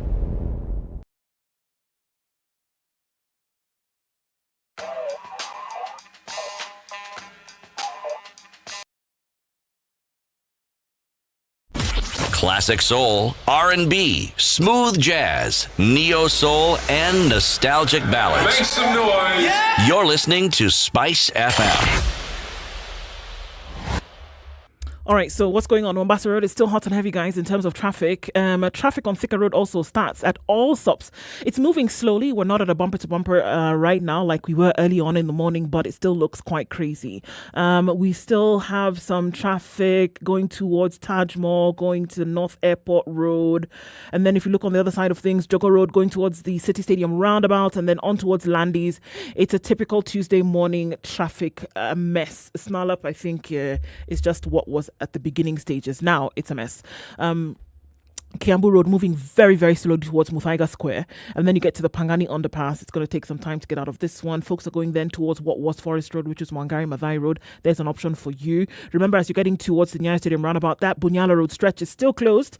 You cannot use that right now. You go towards the Langata Road, out towards Bagathi, or use Aerodrome Road. There's your option. If you're coming towards Mombasa Road from town, you're going to have to just go round. You can't come then through Bunyala. That's not happening. So we woke up this morning and part of Westlands Road was closed. Yes, because of the construction, we're just going to have to deal with it and use alternate routes for now. There's traffic everywhere you look. SpiceFM KE. That's how you can get in touch with us on Twitter. Let us know if you're stuck somewhere. Find a good route that folks can use this morning. Text on 40127 and let's see how we can keep things moving this Tuesday morning. Yakari shirini safari anza ya kutumanisha kama Wakenya. Twende tukiuke, let's go beyond, let's go beyond, let's go beyond. Mimi na wewe tukibuni kazi nzuri ya kujivunia. Let's go beyond, let's go beyond. Kwa juhudi na tumaini, twaelekea kesho pamoja. Twende tukiuke,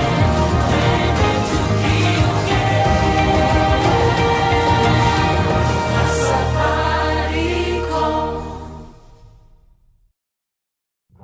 You know, when you see someone being jailed, a governor or two or someone who stole, then people will fear. Because our problem is not the borrowing, it's the stealing. We've become actually a nation of thieves. The only thing we lack is an opportunity to steal. The guys who quote the Bible and say I'm a Christian and all that, and you know they're thieves. Return what you have stolen 4 times. If you know that you have property or anything that you have stolen, just return and say, my God does not allow me to hold stolen things. We are also a reflection of you because you elect us. You know, we don't get into our office by ourselves. We are a reflection of the people who elect us. We don't want to go to the streets. We have a constitution that enables us, assert our will. When the legislators are now being taken as hostage by the executive for whatever reason, we are now bound by what they want us to do. This is just outside the realms of reality. We have impunity written into the DNA of our political class. How old were you when you learned that Jeshi Lokop is Jeshi Lawokop? I can't say it very well. And everyone knows.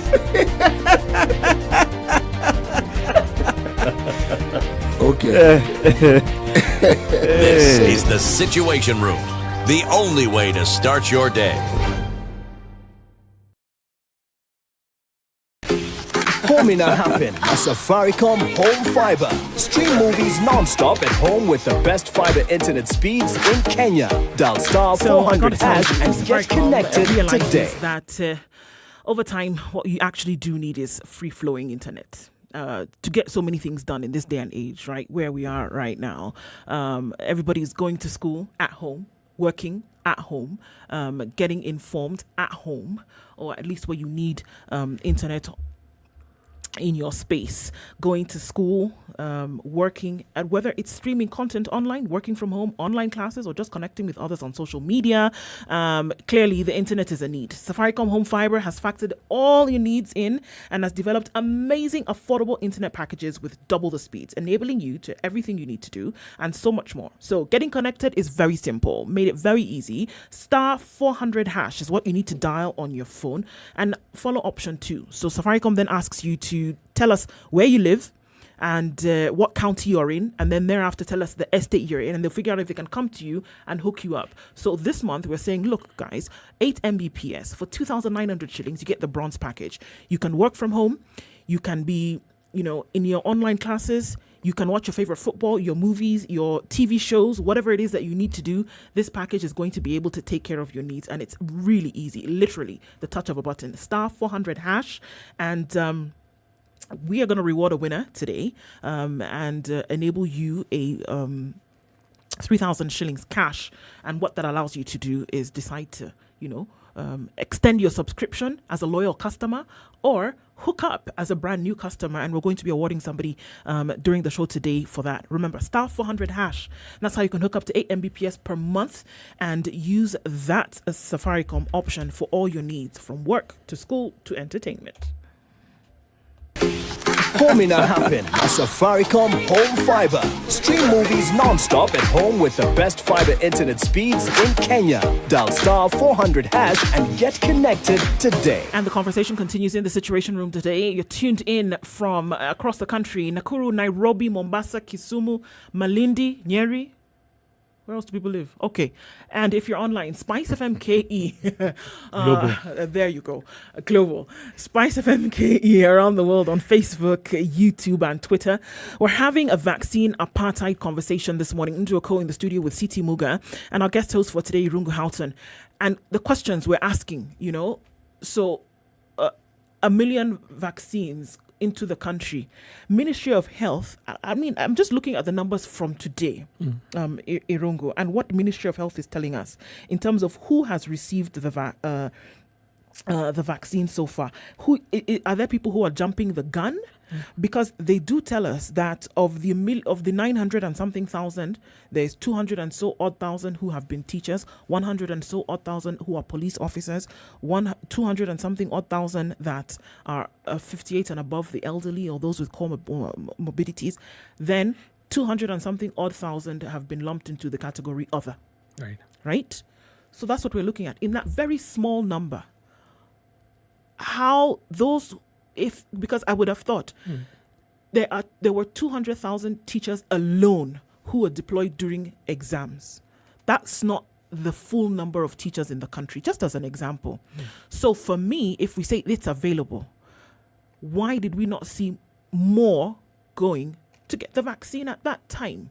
And those who then sat back and said, well, okay, we're hearing every day that health workers are saying they're not sure of this vaccine, so they're not going to go ahead and get it. Why can't we go? And after all, if I go line up and somebody gives me the vaccine, I'm going to take it. And that's what the situation was. Can you fault one group over the other? Well, with a light touch, the first thing I would probably say is that we should have put the BBI team in charge of the vaccination project, right? Because the number of people who allegedly signed up for the BBI constitutional amendments is roughly about the same figure that we now have with vaccine, and they did it in a week or two, right? So with a light touch. And for those of us who are very skeptical about the BBI process, please don't batter me for that example. I'm not suggesting to extend the term of the BBI steering committee or the task force. But what I am saying is that, yes, it could have been much faster, right? And they could have been a whole of society approach. But let's come back to those figures. I'm going to do this in a slightly different way and do it because I think it's good for us to talk in terms of percentages so people get a sense of what the equity analysis is. So 101 million doses came into the country. We know that just under 1 million people are vaccinated. Now, doses do not equate with people. Right, but let's leave the analysis at that for a moment. I've got to stop you, Rungu. 1,100,000 doses came into the country, not 101 million. Sorry, 1,000,001. Did I say? You said 101 million. Yeah, it's because the coffee hasn't arrived yet. Voila. Hint. Okay. Breakfast. My breakfast is very simple. It's just caffeine. Now let's go to the gender analysis. So 56% of the people that have been vaccinated to date are male. Roughly about, 44%, just under, are female. And then what was interesting about the Ministry of Health, for the very first time I have seen, is there's actually attention being paid to intersex and transgender groups. Right, and about 600 of those categories have also been vaccinated. In terms of regional, equity, 29% of the people that have been vaccinated to date are in Nairobi. Marsabit has less than 0.1%. Right? Now, another county that we should all be watching very closely, not because I have bought land there or I come from there, is Kakamega. And why is Kakamega important? Kakamega is important because it has the highest number of elderly people in this country. Right? It's an interesting statistical thing that I had to spend a bit of time kind of understanding. Only 2.5% of the people who are vaccinated come from Kakamega. So one would assume that we are still not reaching all parts of the country equitably. Now, of course, Nairobi has the highest level of infection, so you could probably argue from that point of view. Let me come to this occupation analysis that you've done. 30% of the people who have been vaccinated are over the age of 58.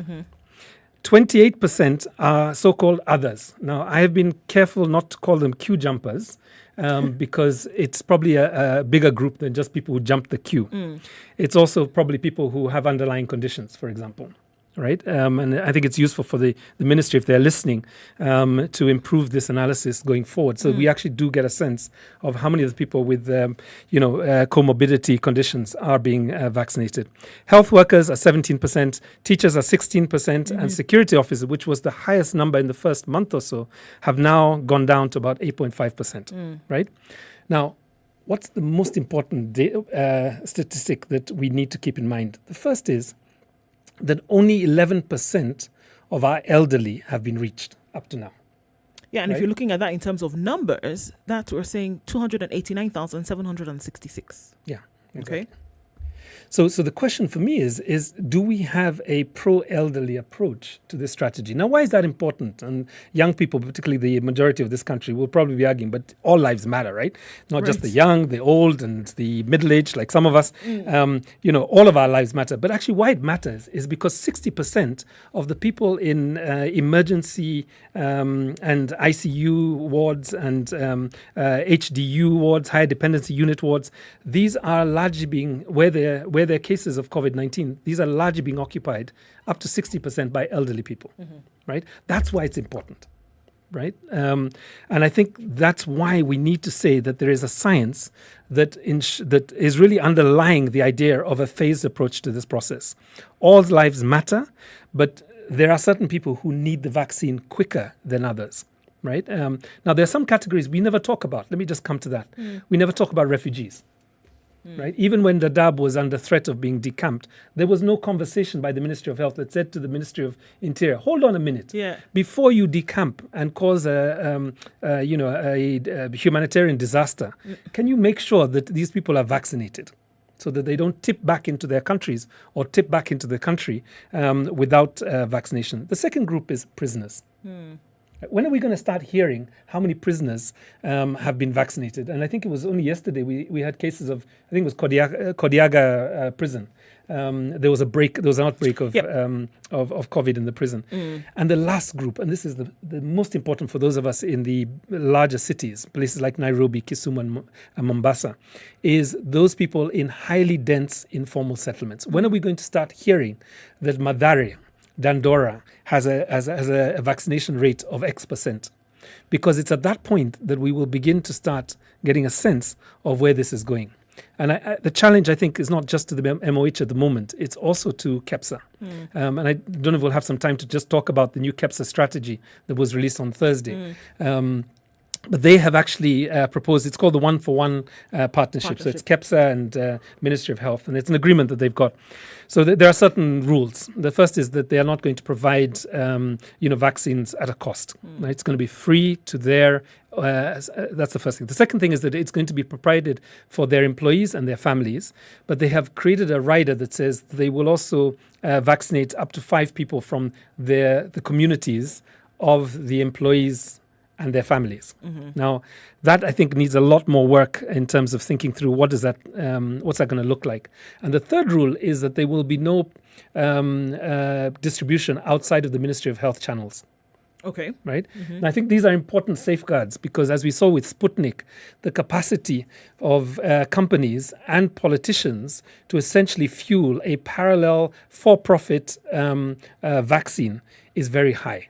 Right? Now, there's two things that happen with that, and we know this from experience of corruption. The first is that once you get a private option, you will have public drugs being diverted into private distribution systems and sold for a profit. Actually, for killing, literally. The second thing you will have is that you will have essentially, somehow we will start seeing public vaccines disappearing from public institutions as well. So I think the concern was, and the minister, I think in this case got it right, that the vaccine has to be a public initiative, it has to be free, it has to be accessible, and secondly, we must put people over profit. So this, for me, is an important moment in terms of the private sector's attempt to try and step forward. It is not fraught without risk, right? And I think this is really important, that it has to be monitored very carefully because we have examples of KEMSA, we have examples of oxygen concentrators, we have examples of diversion of drugs. This is classic 20-year, maybe 10-year history of how the ministry has been undermined. But I think this, is one way of responding to your question is, is it only global apartheid vaccine? Is it only global vaccine apartheid? Let me get those background. The coffee is still coming? Or is it national vaccine apartheid as well? And I think you have both running at the same time. At the same time. All right, we're going to take another break right now really quickly. But let's look at the 28th of May, which is Menstrual Hygiene Day, interestingly enough. CT, you are right. There's a day for everything. Do you know the importance of having access to menstrual care products and the right information on menstrual hygiene? So courtesy of Kasha, it's a women's health and self-care e-commerce platform. What it does is it provides products and accurate information. Every woman can access this information so that they can have a true shot at living their best life. So Kasha's running this amazing campaign called Break the Cycle, and it aims to end period poverty by encouraging us to raise awareness and change negative social norms around menstrual care. So they've gone the extra mile to partner with Heals for Pads Foundation and are calling you out to donate sanitary pads and give every woman a chance to experience proper menstrual hygiene. So to donate, please visit the website www.kasha.co.ke/breakthecycle and help us break the cycle. This is the Situation Room, the only way to start your day. Spice up your life. 24/7, around the world, non-stop. This is SpiceFM. Hello. Halo, umesikia? Nimesikia nini? Hujasikia habari? Hebu acha nikuambie. Kile kimetokea. Hello? Hello? Hello? Don't wait for hearsay. Dial star 550 star 2 hash to read the Nairobian e-paper from the convenience of your mobile phone for only 20 shillings from your telecom line and stay up to date, the hottest talk of town with no additional charges. As the Kenyans are roared into the home straight here. 4 Kenyan queens have lit up this balmy Bahamian night. It's where the rivalry is unmatched, where the soul meets the track, where the great are distinguished from the good. An arena where the records are broken. A new world record. It's not just been beaten, it's been obliterated. A stage where the legends are born. For Team Kenya, the Olympics is more than just a sport. It is our tradition. It's an event that has put Kenya on the roadmap. The Standard Group lets you watch every minute and every action live in the 2020 Tokyo Olympics. Because we live for Team Kenya. We live for the game. At Standard Group, sports lives here. 87.9 Spice FM, Mombasa. 24/7, around the world, non-stop. This is Spice FM.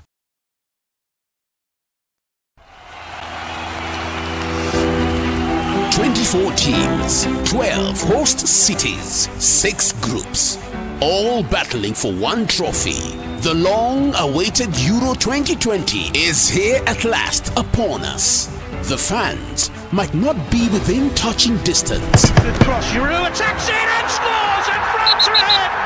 But the atmosphere will only get to a fever pitch. From the 11th of June to the 11th of July, catch the tackles, the goals, and all your favorite football stars as the elite European nations go head-to-head. The Standard Group brings you the UEFA Euro 2020 tournament live across our channel. As the official UEFA Euro 2020 free-to-air broadcast partner in Kenya, because we live for the game. And that's why at Standard Group, sports lives here. Spice FM. Hey, it's getting hot in here. The media has greatly contributed to the moral rot that we experience in this country. I remember a senior politician telling me, point blank, nobody steals in the field, it's stolen in the granary. So my friend, if you're going to win an election, jipange kwa granary. I think we are suffering from Stockholm syndrome. Our violator and abuser is also our redeemer in our mind. The whole political class, the whole political institution is rotten. It is based on ideals that cannot progress our country forward. This mature, intelligent talk every morning. Spice up yourself.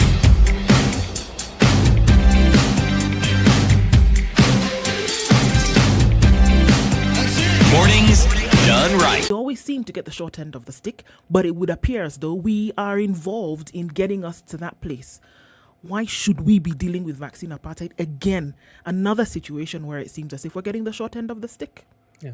Why? I mean, I think there are a number of things that we must demand at this point. One is that, a national vaccination program is a precondition for lifting the restrictions that we've seen in terms of the public health guidelines. Mm-hmm. So if we don't want lockdown, if we don't want our shops, our restaurants to be closed down, if we don't want movement to be curtailed, we have to demand that vaccination is quick and that it is comprehensive and that it targets those that need it first. I mean, that's the first thing I think every citizen needs to have it clear in their heads that this is the case. And there are things that we can do. We can encourage our elderly who are on these WhatsApp Ministry of Health groups. And by the way, just in case you missed the earlier comment, there isn't a Ministry of Health WhatsApp group. There are a number of WhatsApp groups that think they are the Ministry of Health. Thank you for the clarification. And I would suggest, just step out of those groups, left those groups, and find groups that are actually informative in terms of the vaccine process. But I think the first thing is we have to encourage our elderly to go get vaccinated once the vaccine is available. Now, of course, we're running to we're coming to the end of the vaccinations. We've delayed the second jab already by a couple of weeks or more. So we have to now begin to demand of the Ministry of Health and the Ministry of Finance that in the budget that is going to be read on June the 10th, that there are clear budget lines for vaccination purchase. Yeah. Right? We cannot be the leftover country. We can't be the country that is waiting for something to happen in the United States of America or in the DRC and for us to get, leftover vaccines. We have to be the country that is actually consciously developing finances to target that. And there will need to be sacrifices. There are certain things that will not be possible. And just traveling to the studio this morning, one of the things that really irks me is whether we really needed this, this flyover that is causing so much traffic jam at the moment. But more importantly, how much investment went into that could have been diverted into vaccines at this point? And do we have our priorities right? So these are the two things that I want to suggest. The third one is this. Is that we will, as a planet, we will not go very far unless we get the waiver on intellectual property rights with regards to the vaccines that are now available on the market. So we need to see the Ministry of Trade, we need to see the diplomatic offices in Geneva and New York. We need to see them speaking very loudly in the tone of the Principal Secretary, Macharia Kamau, when he talks about global apartheid, global vaccine apartheid. We have to demand that these vaccines be made fully available and can be manufactured anywhere without the kind of costs that they incur at the moment. There's a man called Jonas Salk, and I was called by a public health promoter, she calls herself, for Dagoretti North, and she was trying to get me to get involved in polio awareness. And there's a drive to get people vaccinated for polio at the moment in my part of the ward. And I suddenly remember there's a chap called Jonas Salk who actually had the patent. He was the inventor of polio, the vaccine for polio. Right. And he once referred, when he was asked, why didn't you patent it? You would be a very wealthy person. And he said, would you patent the sun if you could? There are people who would. There are definitely a few people, and some of them have Kenyan passports as well. But the point of this is there are certain things that have to remain public goods. And available to all. And available to all. Otherwise, we will see death and carnage that is unnecessary. And secondly, we will never be able to open up our economies to get back to an open economy again. So I think, these are the things that we need to be arguing for at the moment. And just ahead of Madaraka Day, we talked at the beginning of the show, at least not my beginning of the show. You folks have been here since 4 o'clock in the morning or something like that. But I got here about 7 o'clock. At 7 o'clock, you talked about the dangers of COVID spreading events. Let us not have Madaraka Day events that spread COVID, particularly in a place like Kisumu. And I think, I'm speaking directly to the former Prime Minister, I'm speaking directly to the President of the Republic of Kenya, and I'm speaking to the Kisumu County Governor. Do not allow for this to happen on Madaraka Day. It will be a disaster. It will be a disaster. Okay. I mean, I think that's very clear. And that messaging, it cannot be underdiluted. It cannot be watered down. We will be staring disaster in the face if we have this happen again. We're coming to the top of the hour. The conversation continues. And then we look at missing children. It is now 8 o'clock.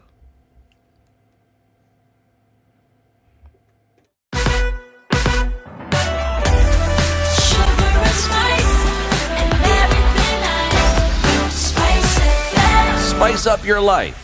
The latest news from around the world. 94.4 Spice FM.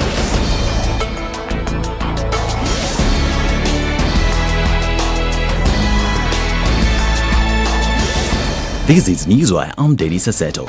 The takeover of the KMC by the Defense Ministry is meant to revive the sector that once was budding but which was mismanaged. President Uhuru Kenyatta says every farmer that delivers their livestock will be paid within 72 hours as opposed to before when they had to wait for up to 4 years.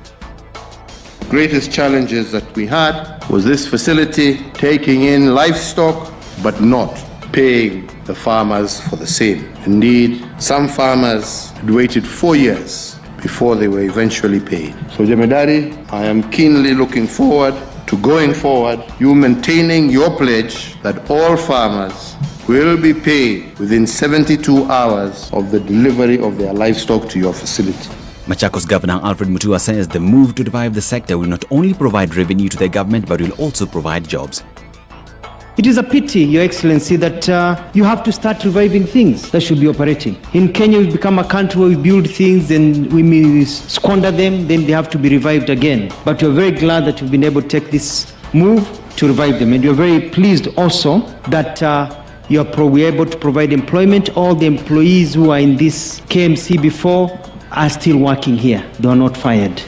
900 youth in the Kachelibe constituency in West Pokot County who served at the NYS National Youth Institute have claimed to have been harassed by some leaders in the area, saying they have not been paid their money since they started working in 2017.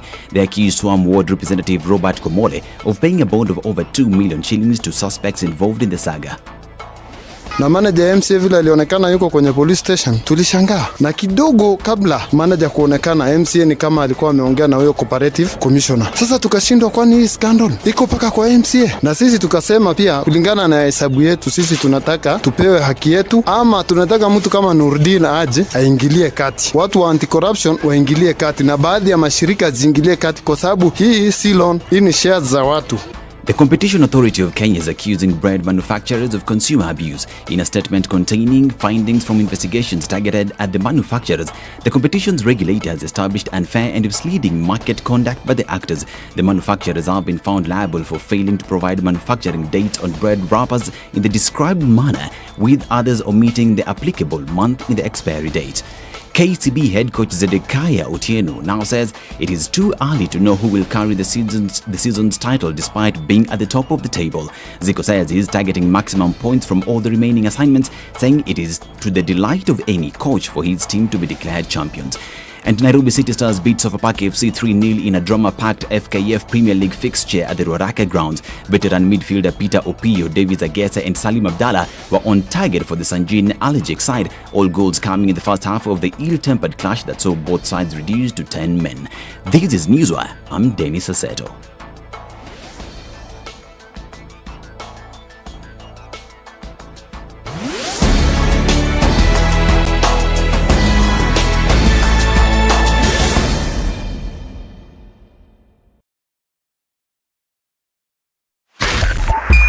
.5 Spice FM. All right, still quite some on our roads today. Mombasa Road, headed out, is very slow. Coming from Cabanas towards General Motors, that part of the road that gets narrower and narrower by the day. I think a few inches were removed even today, guys.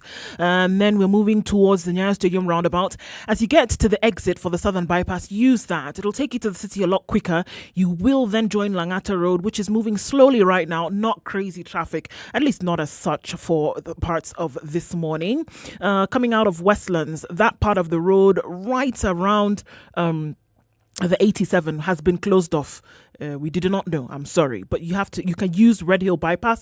It'll take you out into the city quicker, and then you can come and do a roundabout turn, and you should be all right. Jogger Road, Landis Road, and into the city also slow. Thika Road, the service lanes are your friends. They've been very helpful this morning. Use them. The visibility that was low, rather earlier, it's getting a lot better, and the clouds seem to have lifted, so we don't seem to have much of an issue concerning that right now. Everywhere else seems to be moving a little bit better. All the way from Hamza on Jogger Road, however, going towards the City Stadium roundabout is slow. Taj Mahal is chaos. Tasia, Donholm, it's bad this morning. We have to sit through this one. Talk to us on SpiceFM KE on Twitter. Text on 40127. Let us know if you're stuck somewhere. Find a good route and other folks can use it. Do let us know.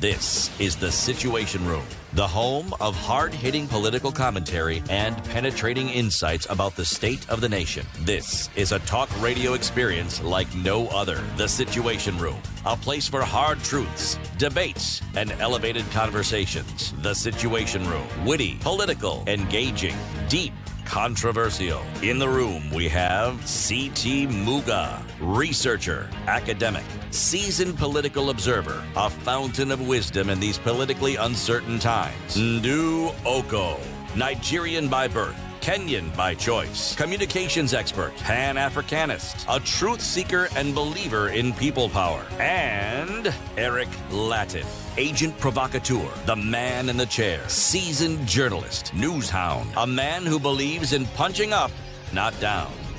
This is The Situation Room. The only way to start your day. The only way to start your day. It is Tuesday morning and 6 minutes after 8 o'clock. You're tuned into The Situation Room, Kenya's biggest conversation. 94.4 in Nairobi, looking around the country, 102.5 in Kisumu, 90.9 in Nyeri, 96.0 in Nakuru, and 87.9 in Mombasa. SpiceFM KE, if you're tuned in online, Facebook, YouTube, and Twitter. And welcome to our audience on KTN Home, your radio experience on TV starts now. Karibuni sana. You're in the studio this morning with Ndu Oko and C.T. Muga. Our guest host for today is Irungu Houghton. Looking at very many issues today. There is a day for everything, and it looks like we're celebrating the days today or commemorating those days today. But before we get into the thick of things, C.T., this day's proverb? The savannah is bad and the sun is high. Savannah is bad. So the first time you read it, it didn't make a lot of sense to me. The second time you read it, it still doesn't make a lot of sense to me. So I'm just going to ask you. It's clear as mud. Yeah, right. So by the way, do people get bundles from Safaricom? What was the offer that you were giving earlier? Just if they can give us a proper explanation of what's the implication of this problem. What does it mean to you, CT? See, that's a brilliant idea. I know. I have a feeling nobody will get the Safaricom gift at this point, but tune in, folks. CT, what does this mean? Savannah is? The savannah is bad. Is bad. And the sun is high. Is high. Okay. Come from the Bakongo people. Yeah, those people are wise. deep. You know where the Bakongo people are? Yes. Definitely. It's where we're going to get some vaccines from, I hope. Well, 140,000 of them. It would have But there was a huge disaster recently in Goma, huh? Yes. I think you talked about it as well. Just on that, maybe to and if pause. you know where Goma is placed, that particular disaster was also being felt in a neighboring country. Yeah. Okay. So, and it isn't the first time that this disaster has visited that particular area. Yes. You see, it brought into very sharp focus the simple subject of preparedness. Yeah. If you do not have an emergency strategy, you do not have a disaster preparedness strategy and a health strategy. Fate was kind. The lava just reached the outskirts of the city. But remember, there are people who live on the outskirts of the city. Yes. Okay. So it always brings, and why it even brings into sharp focus something like disaster preparedness is that DRC is a very rich country. Oh, completely. It is an extremely rich country. And it has some of the poorest people on the planet. Unfortunately. Of Not paradoxical poorly resourced, nature. but poorly managed. Yes. Well, another issue that we're looking at today, it's May 25th. And it's commemorated. It's one of those words like your operationalization, CT.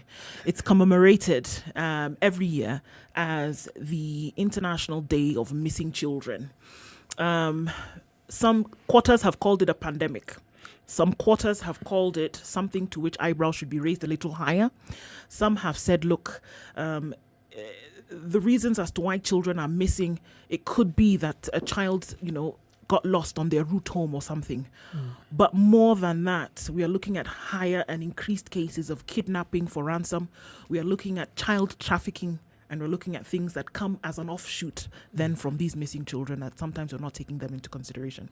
It's commemorated every year. And the numbers that we're looking at, 1 million children, 1 million children are reported missing every year on a global scale. That's a lot.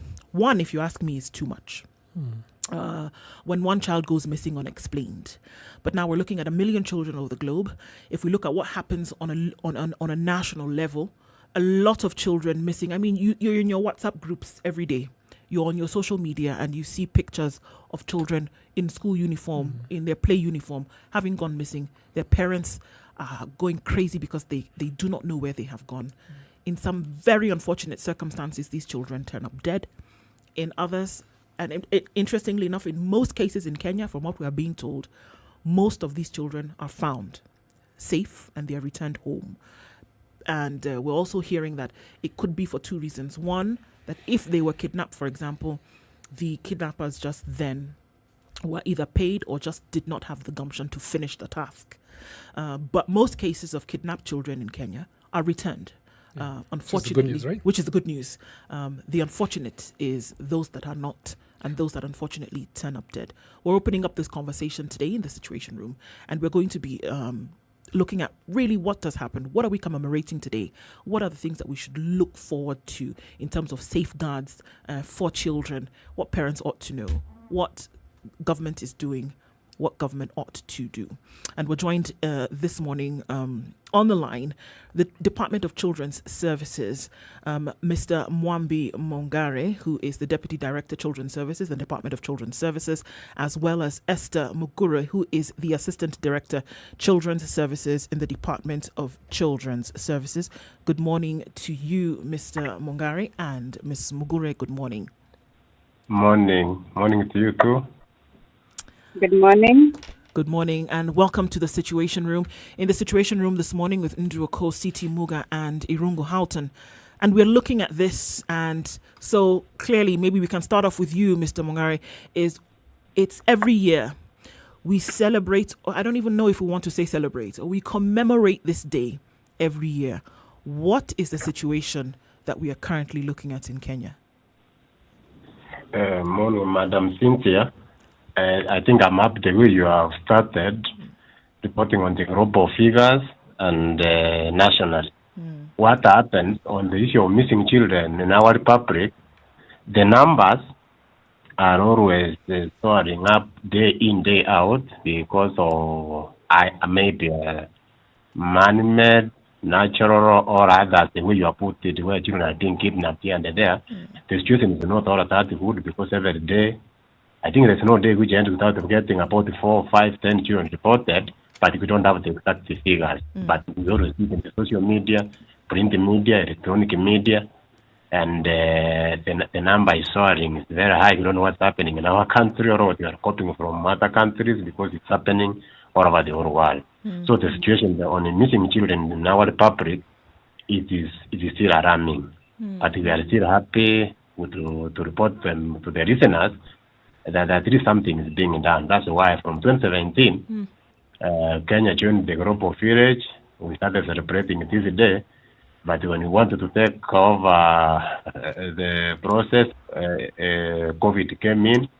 Last year we did it virtually. This year we are doing it virtually, because we have to do a lot of awareness creation on this issue.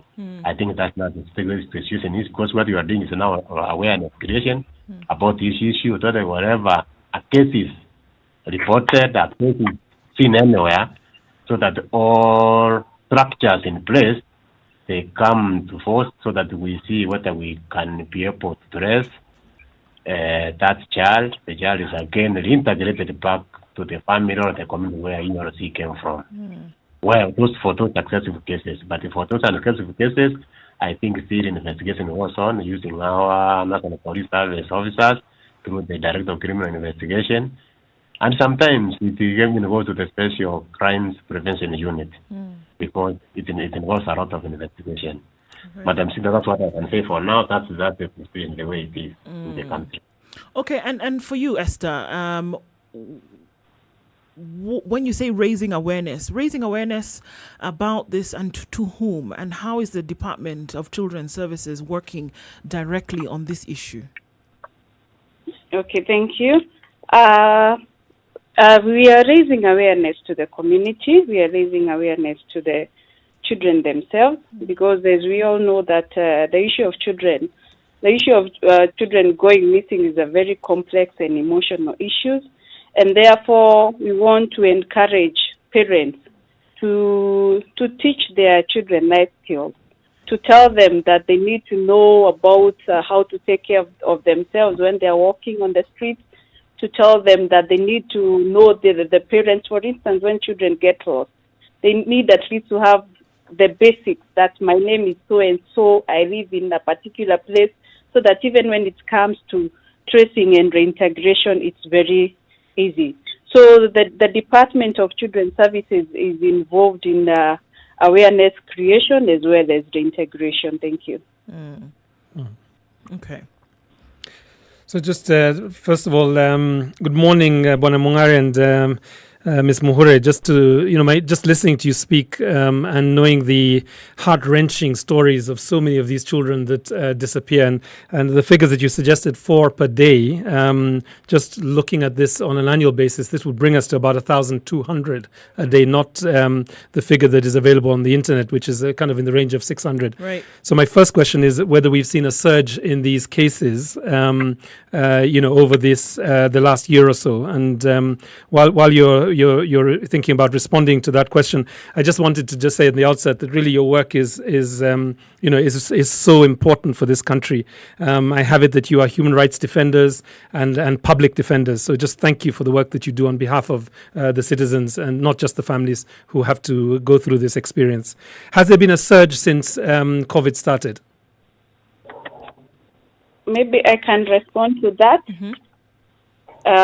Based on our data we have a Child Protection Information Management System, and for the year 2020, we had a total of 1,215 cases that were reported to be just a subcategory of the missing children that is called lost and found children. That is 1,215. And this number is quite high because it's reported from all over the country. And this one does not cater, for instance, for the number of children who are trafficked. So we see that there is a surge. And also we can also look at some of the data that we have from the Missing Child Kenya, which is a non-governmental organization. For the year 2020, Missing Child Kenya had 242 children who are missing, with 117 being male and 125. So basically, what we are seeing is that there is a surge in the number of children who are going missing. Thank you. Maybe just one other question was, do you have a sense of how many children were returned back to their families or placed in care? I know that in the last couple of months, I personally have had to deal with a number of cases where either families were assaulting their child and had to report them to the Director of Criminal Investigations for action. And sadly, these are 2 or 3 more than I was familiar with prior to the COVID period. But do you have a sense of how many are coming back to their being reunited with their families or placed in protective care? Yeah, we have that number. Unfortunately, I don't have it offhand, but I can be able to give you later. But basically, a large number of those who get lost who go missing, they are normally returned back home. How does this happen? Maybe you can also help us out with Mr. Mongare. Madam Cynthia wanted to add that through our child protection information management system, whenever such kind of cases are reported or captured in our system, we make a follow-up to the end of that issue. Okay. If the child was lost and found, if the child did not get the parents or relatives or the community where the child comes from, remember those child who say, I am a son to daddy or to mom, I'm a daughter to mom or a daughter to daddy. Remember such kind of children, we are what we call charitable children institutions where they are repressed, and at the end of the day, follow-ups are made until at least we get a family set up where those children are taken into. The CPMS process follows the case to conclusion. Okay. If the case did not reach the family setup, you will find that this child was placed in a certain charitable children institution. That's what we are able to do as a department. Then, madam, you can proceed with your question now. Okay, so my name is Ndu, by the way, Mr. Mongare. You are Ndu. My name is Ndu. Sorry. It's okay. Yeah. So the thing now, when these children are found, by whomever they are found by, because I think now, on this other side, for those people who are not within the children's department, right, and don't know about these inner workings, you could be somewhere out and then you see a child on their own. What are the first things then that you're supposed to do? This child is clearly missing. They may not know which way is home. They may not have a contact for their parents, because we have, like you said, 1,200 cases. This is a big deal for a day. It's a lot of children. So if somebody comes into contact with a child who may have gone missing, what do you on your side as children's department ask Kenyans to do if they come into contact with such? Thanks, Madam Wind, for that good question, for that good issue you have raised. I think that's why Madam would have said we do a lot of awareness that wherever you see a lost child, and procedurally, most Kenyans are aware.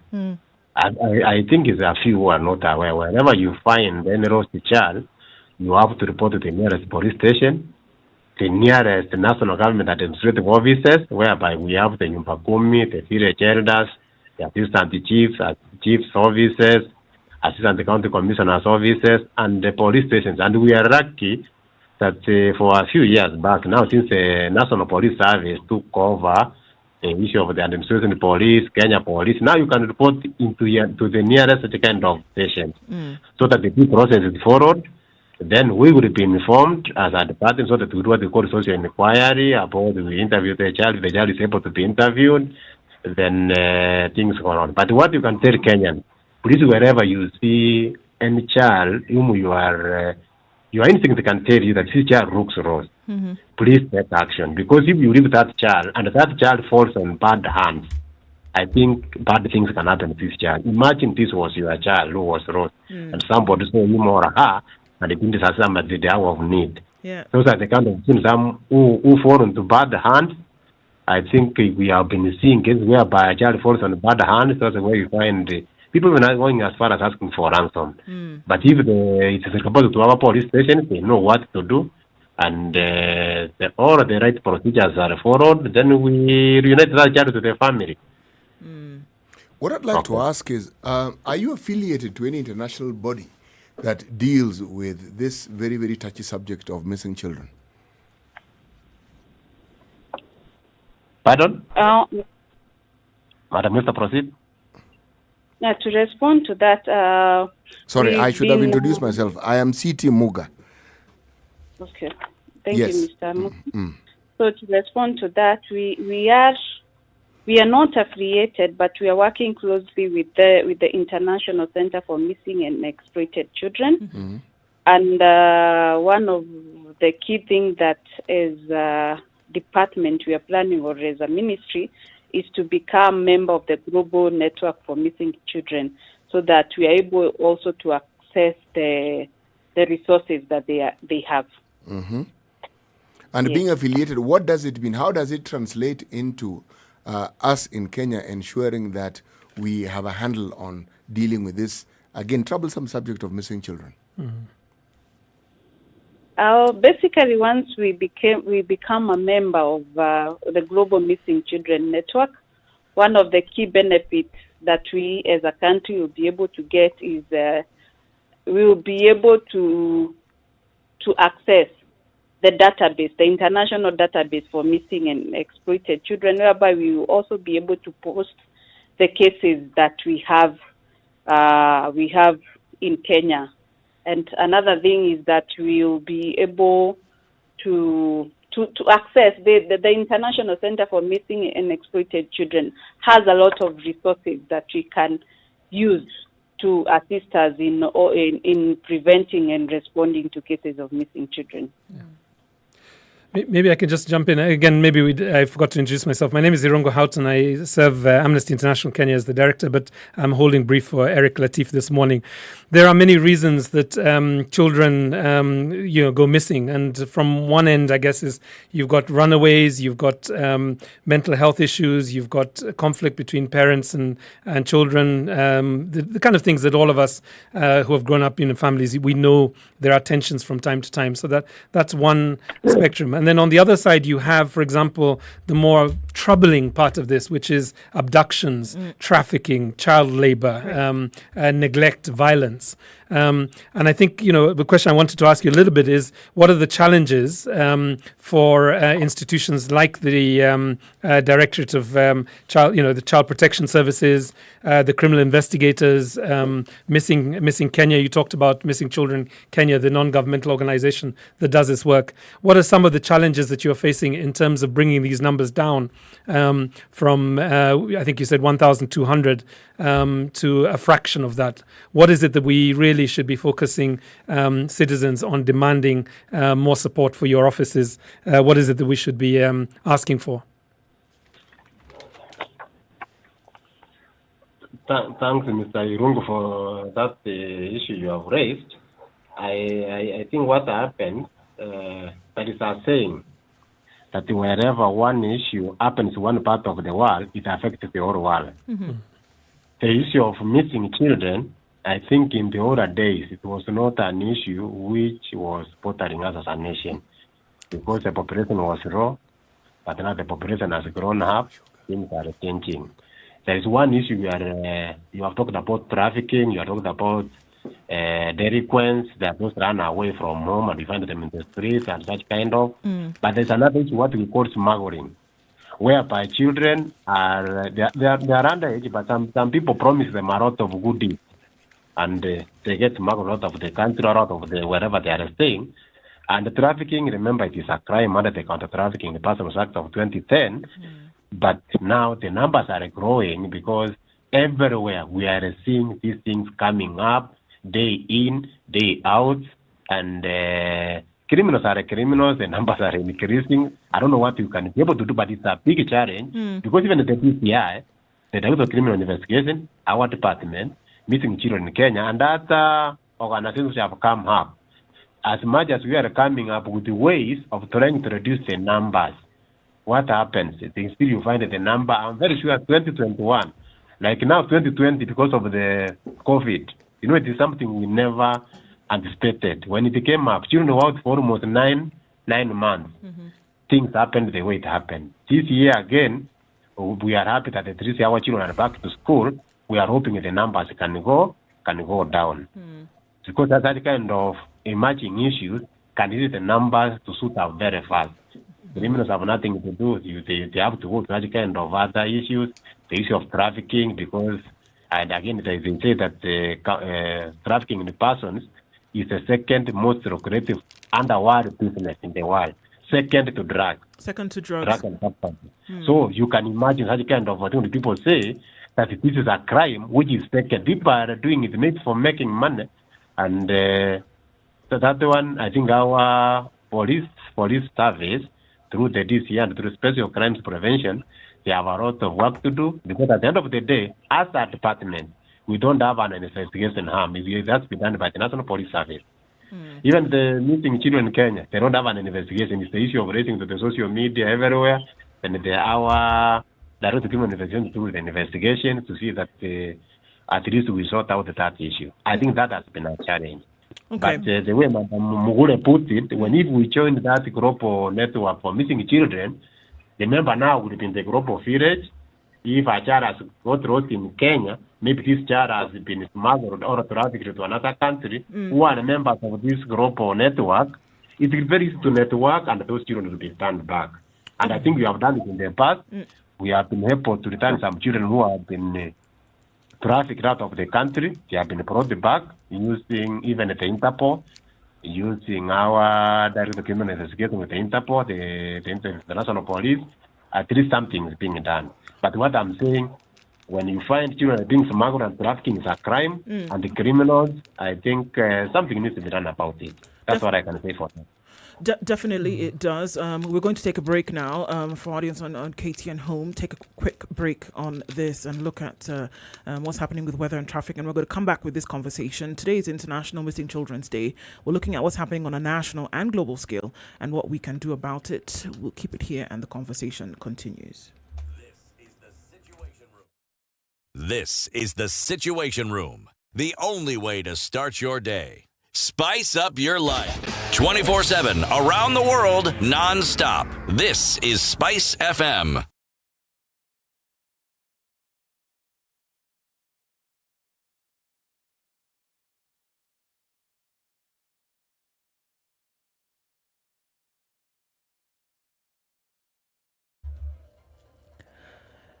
It's partly sunny in Nairobi at 15 degrees, highs of 23 and lows of 13 today. Cloudy conditions in Nyeri at 15 with highs of 22.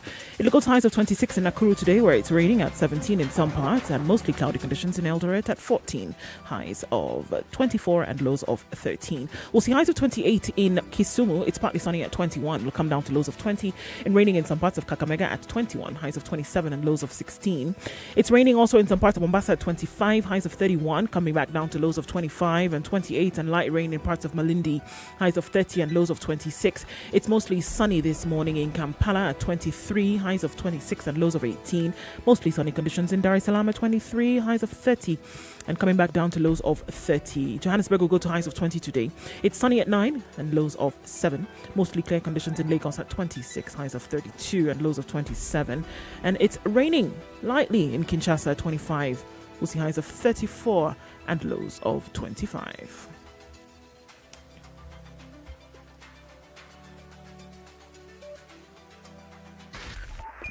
.4 Spice FM, Nairobi. 24/7, around the world, non-stop. This is Spice FM. For many of us, home is a place where we find our inner peace. A place where we find the most comfort. A place where we recharge. A place where we create laughter and all the good memories.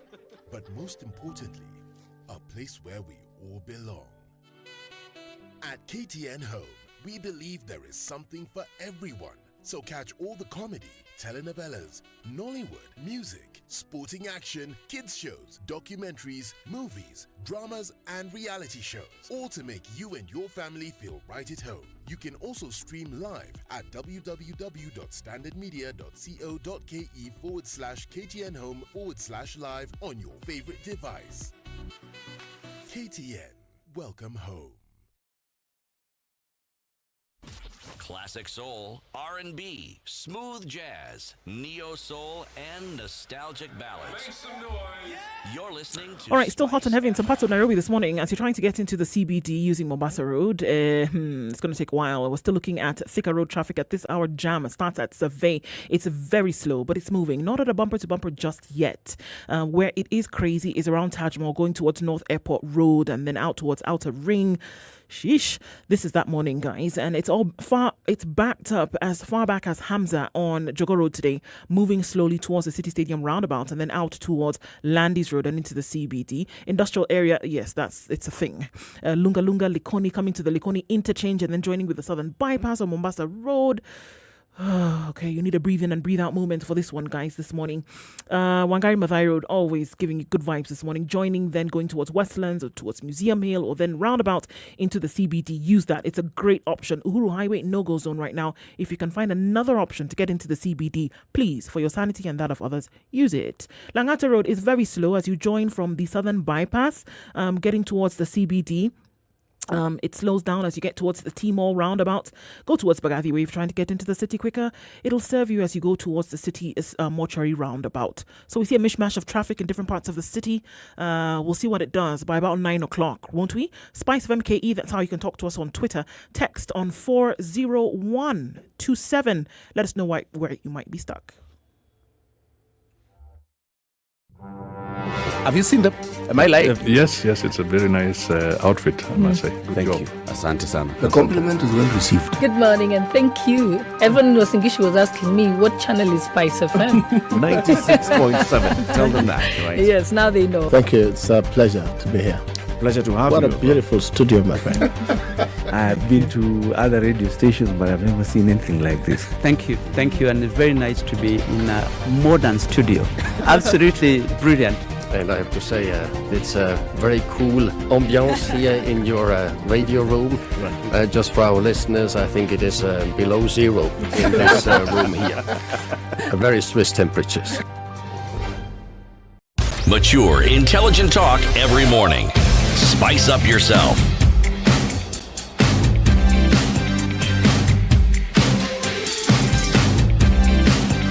Mornings done right. 94.4 Spice FM, Nairobi. 94.4 in Nairobi, 87.9 in Mombasa, 96.0 in Nakuru, and 96.7 in Eldoret. If you're tuned in online, it's Spice FM KE on YouTube, Facebook, and Twitter. Live streams have been up, and they continue to be up. And if you're tuned in on KTN Home, your radio experience on TV continues. This is the Situation Room. It's Kenya's biggest conversation. Nduo Koome in the studio this morning with Siti Muga. Irongo Houghton, our guest host for today, and we're talking about what many people have called the pandemic of missing children in the country and in the world. We're on the line with the Department of Children's Services this morning with the Assistant Director Esther Mahure and Deputy Director Mr. Mwambi Mongare today, and we're looking at these issues, trying to uncover them. And CT, before we went to the break, you did have something that you wanted to ask. Yes, it's just a point of clarification. I'd like to understand, one, what your social media presence is, because if you expect people to talk to you, inform you, there has to be some media presence in what it's like and how it is that you actually utilize this particular platform. That's one. The second question is, I'd also like clarification on how it is that you are connected to other government agencies that could assist you, but more specifically, how you work with the security forces in this matter.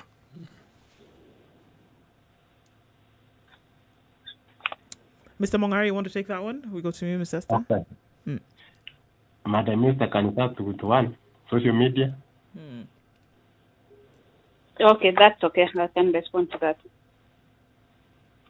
So basically, we have our social media platforms, we have the DCS, we also have the one for the ministry. And basically, it's not very active, but we are able to provide information, especially through the WhatsApp. What is very active is the WhatsApp, the DCS social media, for the Facebook. This one is also slightly slightly active, but we're able to use it well to pass information. And then on the issue of how we work with the police, what we have as a department is we have a technical working group that comprises of different stakeholders who also include the police. And I want Mr. Mwambi to give further information. Okay. Before we get there, yes, before we get there, Esther, I'd like just a little further clarification. When you say that particular platform isn't very active, please explain what you mean by it isn't very active. And also, could you tell us, because there are very many NGOs in this country that deal with matters relating to children. I would also like to know whether you have any association or any connection with these people, because they would have information, a lot of information that perhaps may not reach you, because many such NGOs work within communities. Basically, what I mean is that, for instance, when you go to our DCS Facebook page, it is there, and we are able to pass information that we have for the various activities and the various work that we are doing. We also have the ministry's website, the ministry's hashtag, the ministry's social medias, the ministry social media that is able to provide information, like our Twitter is very active for that, and therefore we are able to communicate whatever we want to the various people in the social media. Sorry, I didn't get the second question. So maybe, Esther, the second question is how you're working with non-governmental organizations. But let me just say, I've gone to the Facebook page, I've gone to your website, and I've gone to your Twitter handle at SP_Kenya.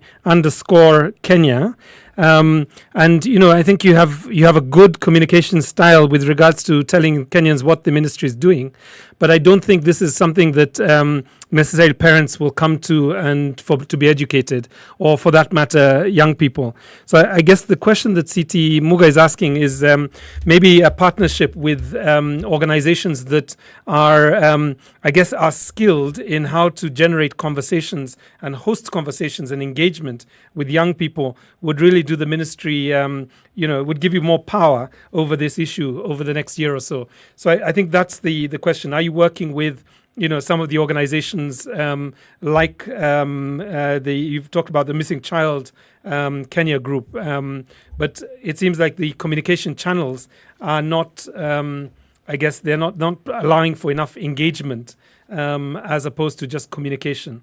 And I think that's the challenge of all governments and all organizations at this moment, is really how do you get people engaged in a conversation about how to keep people safe? Any thoughts on this suggestion? Maybe Mr. Madaraka can respond to that. Sure. Yeah, thanks for that issue of race, because when you say government, government, we work with everybody. Like now, we work very closely with the DCI. I think Madam Mesa, maybe maybe she forgot all about it. Maybe it jumped her mind. We have, under the technical working group, the way she put it, we have several actors. 2, under the DCI, we have a child protection unit and anti-human trafficking at the South Sea, whereby, as a department, we have an officer attached to that section, to that unit at South Sea, and they are doing a lot of work. 2, we work very closely with Ngao, that's National Government Administrative Officers. We work very closely with the Minister of Education. We work very closely with the Minister of ICT and the Youth, Minister of Gender. and the public service. We work very closely with so many international and national government, non-governmental organizations, civil society organizations, Minister of Health. We have our National Council for Children's Services. We have another commission because we have another group of people we always forget about, children with disabilities. We have the National Council for Persons with Disabilities, and among many others. So we work very closely with all of them. Even we have now we call it the Street Families Rehabilitation Fund, which is dealing with children who are in the streets. So you can see we are catering for all cadres of children who are found within our borders. Okay. When I talk about NGOs, we work very closely with World Vision, Plan International, Child Fund, TDH, among many others, and that's the Kenya National Commission for Human Rights, and all of them work very closely. Mr. Mwambi, I think for a lot of folks that we're looking at this now, it is directly what exactly can people hope for, and how close are you getting to communities? Because as we're looking at some of this information, a lot of children who are taken, a lot of children who go missing very in the vicinity of where they live, which I think is very interesting. So how closely then would the department work or be able to work with estate security, for example, to know that these are the signs that you should look out for if somebody may come to take a child, if a child is wandering off and things like that? I'll give you an example. Like in other countries, for example, if a child predator lives in your area, because the community area is vigilant, is aware, working with government, that such a person resides in the area. So you're aware of that. So for something that is so serious, when we're looking at 1,000+ children in 24 hours, there's a lot of children. And if they are missing from an area close to where they live, wouldn't it also make sense to involve estate security, estate groups, and things like that in this fight for something that's so serious and alarming, which I believe is the word that you used in the start of this conversation? I mean, let me jump in, and it's part of the same question. And besides community-based organizations, I was in Homa Bay 2 years ago, and I traveled across several schools in the county. And one of the questions that I asked the students that I met, they were mostly secondary school students. Boys' school, mixed schools, and girls' schools, and I asked them, "Who are your?" I guess the question was like, kind of, who are your heroes? Who are the people that your role models, your inspirations? And I, of course, I come from a generation where Wangari Maathai would roll off my tongue, or Dedan Kimathi would roll off my tongue, or etc. And I was really shocked by how many of the people that they mentioned were, first of all, musicians, and then secondly, were musicians who are not known for their politeness, if I can put it that way. Right? I can't do this on air, and I can't name the musicians. Right. But I just wondered whether an alliance with a number of musicians influencers to basically generate this conversation among young people would give you a lot of would give you a lot of power over this, as well as community organizations. I don't know if you want to just also talk a little bit about the role of influencers and celebrities in your work. Thanks. I'm happy to hear you are put. It depends. When you talk about a role model or a mentor, it depends how the way the society looks at this and perceives it. I can start with the first issue, which you had earlier raised. When I talk about Ngao goes to the Nyumba Kumi. So these people, they work very closely. But I'm sure, madam, even where you come from, even where I'm living now, the attitude we have as Kenyans, the way we look at the things is different, I think, from other societies. Even me, I've traversed the globe. What I've seen in other countries, right now, you have seen people who have divided children. When they go to court, they are maybe bonded or paid. What happens to these perpetrators? They go free. They go back to the same society and they do the same things they were doing, because if it was in other countries, like now, if it's, for example, I can give the US, this is a developed economy.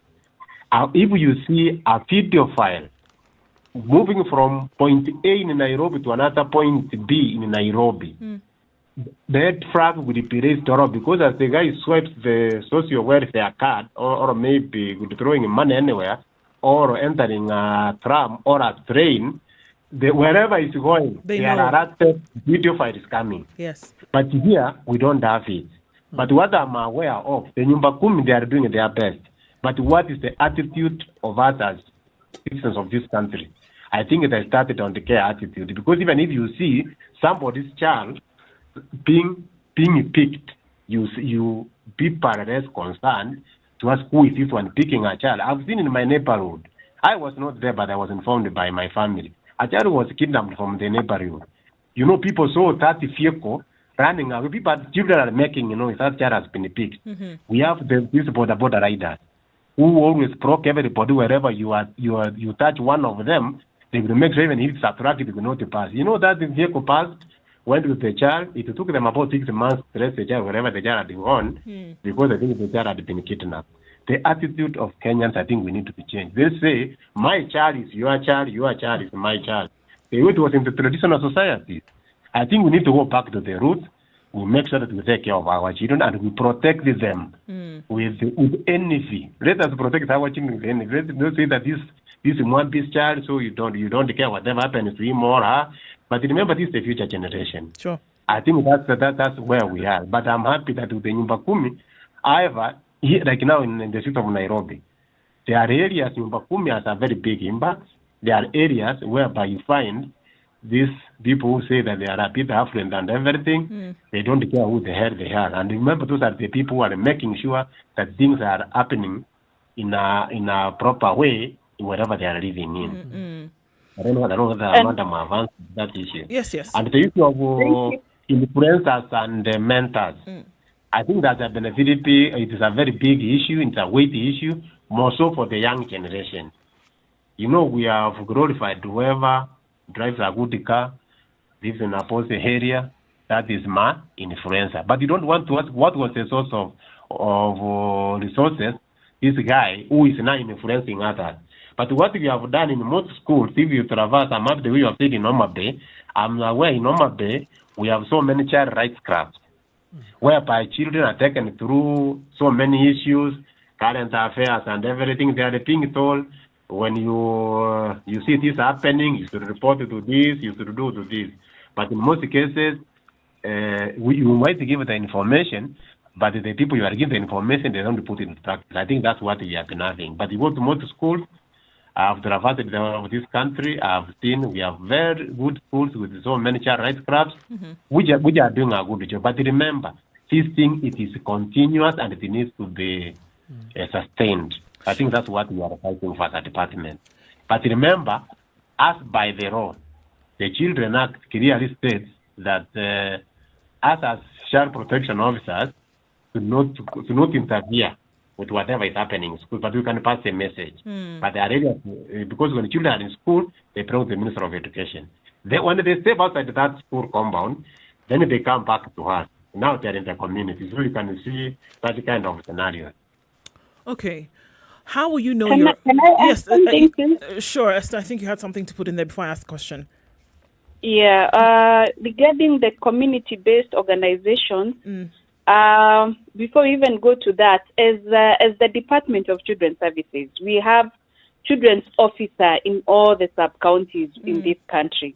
And these children officers, within each area, we have also people we call the volunteer or the child protection officers who are volunteers. And these people are able now to pass the relevant information that we want. So in essence, even though the presence in the social media is not very active, what we do is that we are able to focus on the community itself physically through the volunteer children officers who are available, plus the children officers and also the county coordinators in the various counties. Thank you. How will you know that this is succeeding? Because, I mean, from the beginning of this conversation, it's clear that the Department of Children's Services cannot work alone. There are very many other parties that are involved in this fight, because it is a fight. You're dealing with something that is affecting a part of the community, children, vulnerable human beings who in many cases are not able to fight for themselves. With everybody involved in this fight, how will you know what will be your success markers to say that we are actually working and, something is being done about this? How will we know? Thanks, Madam. We have structures at various levels. Like now, we start at the county level. We have what we call the County Area Advisory Council, which is being chaired by the county commissioner, who is again the chairperson of security within that county. At the sub-county, we have another structure like that. Then we at the ward level or at the division level, we have another structure. We go up to the sub-location level. And the membership is drawn from all stakeholders. The faith-based, you almost forget about the faith-based, who play a very important role. We have the CPOs, and we have the Rhine ministries, we have the NGOs, both international and national, and even we have the local NGOs operating at that moral level. Then we make sure, at least for the last, since the AAC came into being, that was from 2005, we have achieved a lot through such kind of structures. Even when we go to the court, through the judiciary, we have what we call children court users committees.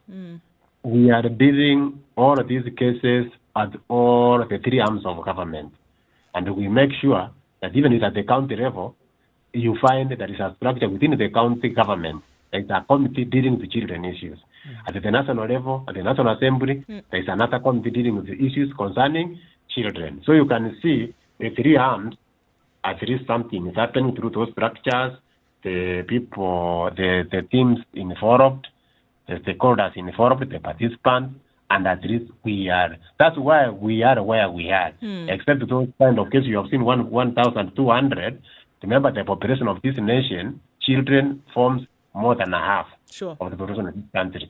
Then you find 1,200 missed, but most of these ones who missed and were found, they were referenced back. I'm happy to hear Madam Esther said about the child protection volunteers. They are doing a lot of work. But remember, these are the people who are volunteers. They are not being paid by anybody, but they are volunteering free services to assist our children. Definitely the fight can't be easy. And I know Irungo has a question, but I have to wrap this up right now. I was going to say, just the last comment was before, there are people listening to us right now. Many of them are grappling with this issue. Some of them want to prepare themselves for the moment that they hear a child is missing. What are the three things that they need to do? And I think CT Muga's point earlier one was, what number do they call? Is there a USSD code? Is there a website or a WhatsApp number that an alert line, a helpline? So I don't know if we can just give you a minute just to tell us. It's such an important topic. Okay. I think immediately you come to a case where you have a missing child or a child has got lost, please, we have a toll-free line 116. A toll-free line where you call in and report immediately. Okay. 116 is 24 hours. Even if you try now, you can get it. It is there. I think that's what we do. That's what we tell everybody. And again, with the police, we used to have the 112, we have the 999. But the various police stations, the specific counties, they have those numbers which people can call in and report immediately. And if there is a nearest police station, it's good, it is reported, so that the Director of Criminal Investigation, that station starts investigating immediately. Okay. Very vital information to have. I want to thank both of you for joining us this morning. The Deputy Director, Children's Services in the Department of Children's Services, Mr. Mwambi Mongare, and Assistant Director, Children's Services, Department of Children's Services as well, Esther Mohure. Thank you very much for joining us today. As you commemorate this day, it's our hope that we see those numbers coming down and more being done. Asante Sana for joining us in this conversation today. Thanks, madam. We are very grateful. Together we can bring back our missing children home. Absolutely. That was the year's theme. We forgot to say, it's good that we keep our children back home. Bring our children back home is the theme, and I think a good note to end on. Thank you very much for that. All right, coming up. Thank you so much. Coming up to 4 minutes to 9 o'clock, our audience on KTN Home. We're going to ask you to switch over to 94.4 in Nairobi, 96.0 in Nakuru, 87.9 in Mombasa, and we'll connect again on KTN Home tomorrow. It's 3 minutes to 9. This is the Situation Room, the only way to start your day. Spice up your life. 24/7 around the world, non-stop. This is Spice FM.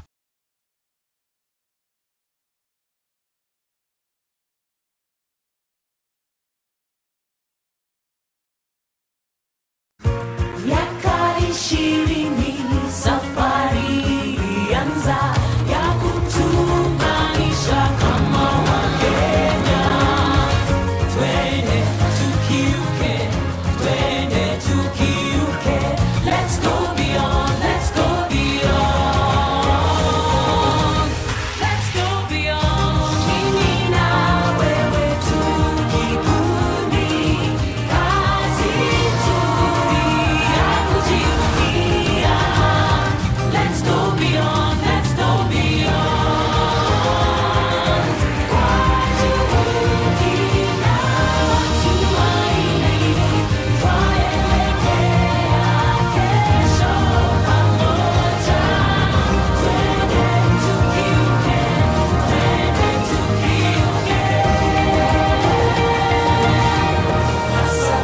Safaricom.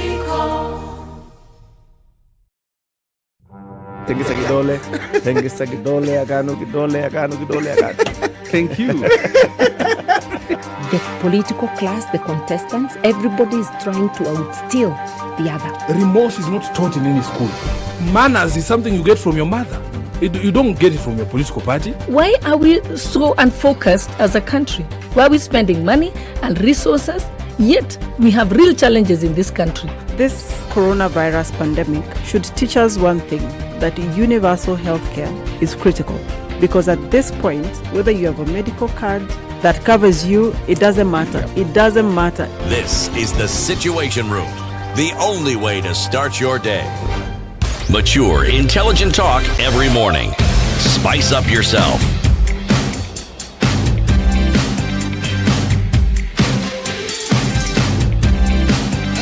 Mornings done right. 94.4 Spice FM, Nairobi. So we talked about, we're going to talk about very quickly in 20 seconds. I mean, how does this affect us when we're looking at International Missing Children's Day? There's so much that we have to remember. 116, I think, is a very important number to remember. You see a child walking about, 116 is a number to remember. You can get in touch with the department and something can be done about that. We're getting to the top of the hour, looking into news in a few seconds. It's now 9 o'clock.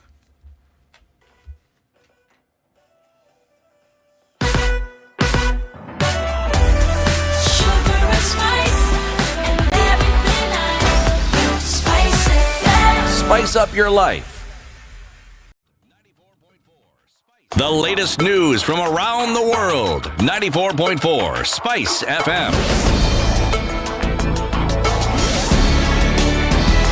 This is Newswire. I'm Denisa Seto. As CJ Koome settles into office, her biggest job is to reduce the case backlog. In a statement yesterday, she assured the country that she will strive for the independence of the judiciary and ensure that cases are heard and finalized faster. We are still grappling with unacceptably high levels of case backlog, despite the efforts of the last 10 years that had significantly reduced the number of old cases. Chief Justice Emeritus David Malaga's tenure focused on all courts concluding all cases that were 5 years old and above.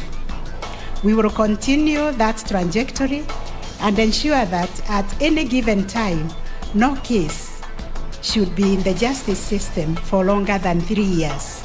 With the relaunch of KMC by President Uhuru Kenyatta yesterday, legal minds are now asking questions with regards to the government's disrespect of the courts. LSK boss Nelson Havi now describes the move by government to carry on with the Defense Ministry managing KMC as being in contempt.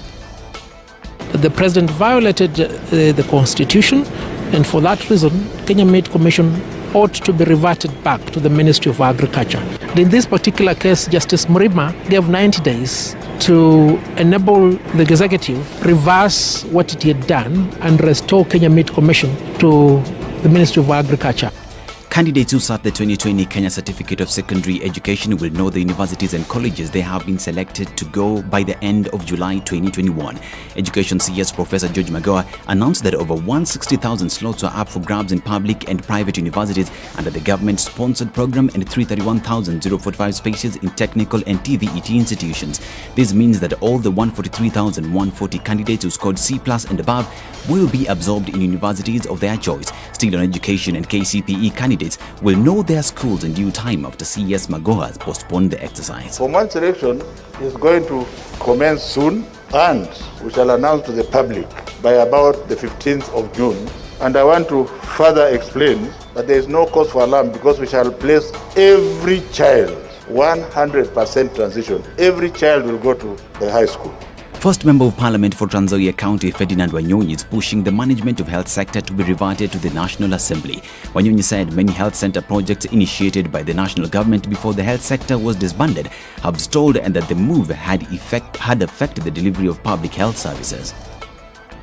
Mambo ya miradi fulani tulianzisha CDF, tulianzisha hizo miradi mingi sana, particularly za dispensary, lakini health services zikapeleka kwa county na zimekwama. Nataka hizo miradi ambazo tulikuwa zimepelekwa huko county zirudishwe central government, particularly health, so that can be able to organize tumalize zingine zilikuwa zime. This is Newswire. I'm Dennis Aseto.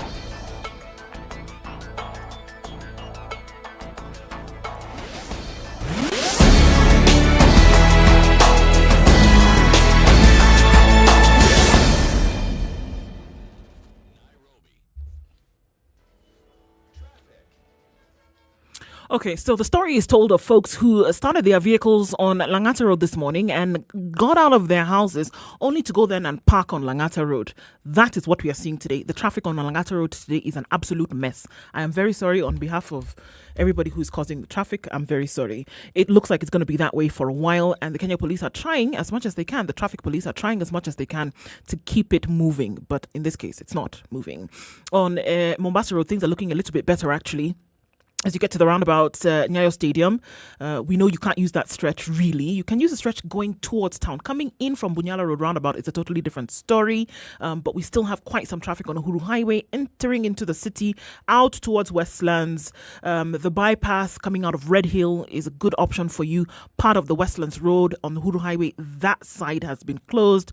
Yes, we know without notice. Again, we are very sorry. And we can find alternate routes, at least to get into the city via Red Hill. All right, so use that.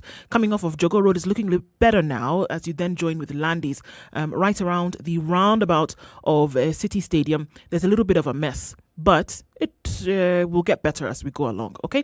Talk to us, SpiceFM KE on Twitter. We'll take a look in about another half hour and see what it looks like. You can text us on 40127. We want to keep it moving, keep everybody happy. Let's do that, shall we?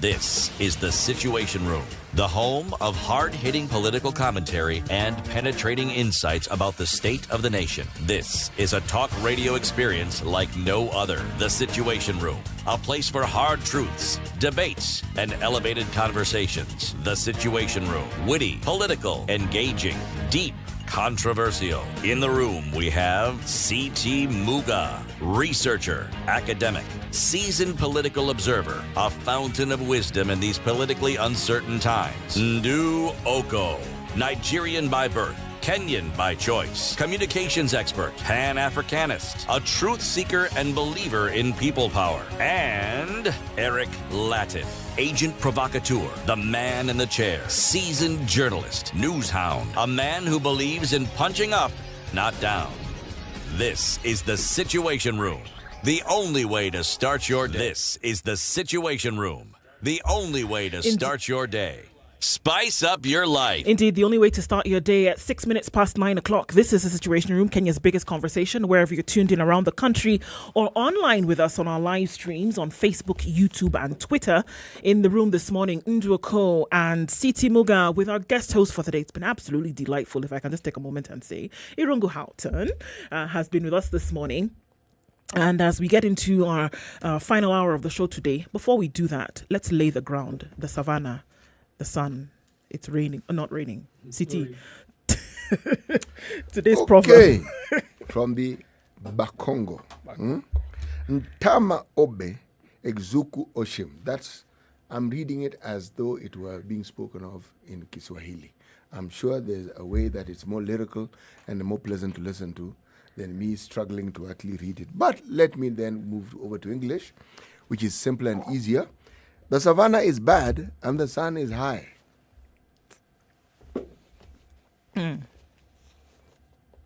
It's beginning to become clearer to me. Okay. Of course it is. The mud is getting a little bit lighter. It's clear as a foggy mist. By the time it's 10 o'clock like this, maybe the fog would have disappeared from Yurungu's eyes. The scales would have fallen off. But okay, wishful thinking perhaps. Well, all right then. It's yet another day. It's Africa Day. Yes. Today. Again, celebratory mood and maybe reflection mode, really, in terms of what's happening on the continent, what has been happening. So many things we've been hit by, here and there. If we look at the last 1 year alone for Africa, and what has happened. So again, May 25th, we celebrated as Africa Day and what this all entails and what we should be looking for. Should we be in reflective mode when it comes to what the continent has been able to achieve? Should we be in reflective mode in terms of where the continent should be as a whole and as individual nations? Have we not yet hit them? Have we missed the mark with several attempts? Whether it is in development, whether it is in governance, whether it is in human rights, whether it is in an overall development agenda of where we should be for the continent. Who's making the rules? Are we as Africans and African nations making the rules? Are we trying to fill the shoes or rather fill the holes of expectation having been put on us by other continents and other countries? Who owns the day? And we're discussing Africa today, Africa Day today, celebrating it, asking ourselves the important questions in terms of where we should be and where we are going. We're not going to have this conversation alone. We're joined today by two. One, Dr. Joki Wamai is an assistant professor of international relations at USIU Africa, and she's also a Pan-Africanist. We're also joined today by activist organizer, the Revolutionary Socialist League. Good morning, Lewis Manganga. I hope I'm saying your name right. If you can just say that for me properly. Lewis Makanga. Yes. And yes, good morning. Good morning. You're saying it properly. Oh, fantastic. And also Dr. Njoki Wamai is joining us this morning. Good morning to you both. Good morning. Can you hear me? Yes, we can hear you loud and clear. Right, so you're in the room this morning with myself, Nduoko, C.T. Muga, and Irungu Houghton. And we are discussing Africa Day. And let's kick it off with you, Dr. Wamai. From the beginning, Africa Day, what? Why? Thank you. So Africa Day was founded initially to remember decolonization of all these countries in Africa by the OAU, so the Organization of African Unity. And so over time, it's called May 25th of May. Every year is celebrated as this is when we got decolonized, or this is to celebrate our sovereignty, state sovereignty, which is the interesting part because states continue to remember their day of independence or day of sovereignty from the colonial powers, but many times they continue to oppress, not give the people back their sovereignty. And so I'm very excited, for instance, here in Kenya, when all these groups, especially of young people, like what Maganga represents, the Revolutionary Socialist Leagues and the Social Justice Centers, are reclaiming Africa Day. And they are questioning what is sovereignty, especially here. Are we sovereign? Is our land sovereign? Are we sovereign as Kenyans? Are we free, or as African people, to speak truth to power, to challenge oppression? Look at what's going on we can't even pay for our own ARVs. Are we sovereign? We didn't even pay for any vaccine. And now only, I think, 1 million people have been vaccinated. Are we sovereign? Of course, I'm not ignoring the political and the political economy around the world of inequality, but there's so much that we need to question about the original meaning of Africa Day as we bring it home and start thinking about how do we become sovereign as the people, not the state. So are we? I think that's a question. I mean, right, just from what you said, Dr. Amai, is Africa sovereign? I mean, in word, but in deed, what is it? So that's what I'm saying. We are sovereign, of course, on paper. We are free people. We are no longer shackled by colonialism on paper. But if you look, just the other day, the IMF came to town and told us what to do with our economy. So we are still borrowing money. As I'm saying, we don't even have, we could not even make our own vaccines. Of course, it's complex, as I'm saying. It's about, we can look back. You know, we were colonized, we were enslaved, our resources went to the West to develop and all that. But beyond that, from 1963, this Africa Day we are celebrating, we should have done more as African leaders. They should have done more. And today, even at the African Union, is a huge celebration. But they need to start asking themselves, African people, are they free in terms of can they even express themselves? So many countries are still oppressing their even freedom of expression. Even this Kenya, we are not free as such.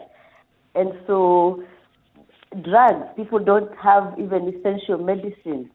Look at what the pandemic has shown in terms of inequality, vaccine appetite, how... Dr. Let me ask you this question. How free must you be free to know that you're actually free? Wow, I love in a global economy. How free must you be free to know that you're free in a global economy? Because if you look at the interdependencies that countries have right across this globe and the need to cooperate with each other, when we talk about freedom, okay, so what is the extent to which the extent to which we need to get to know that we and understand that we are genuinely free? I think for me, it's about a state of consciousness, which we don't actually stress on, or we don't probably, and it comes even from the schooling. So many people don't even understand. So if we're not conscious enough to start thinking, wait a minute, what does this mean? Yes, we are globally connected, but to what extent are those even global connections equal? Who benefits even from these global connections, or from even Kenya being the center of a digital transformation in Africa? Who is benefiting? You know, why don't we have Wasili, all these apps I see in Nakuru and Eldoret as, what are they called, taxi hailing apps, the national apps, not Uber. Lewis, from where you're sitting, what do you see as issues that could impede a real celebration of Africa Day, for example? Looking at being completely sovereign, being able to operate under real sovereignty beyond just being on paper. Thank you very much. First of all, I'd like to express my excitement at having the opportunity to have this discussion. Thank you very much for having me. I think that's a very, very important question, the question of sovereignty.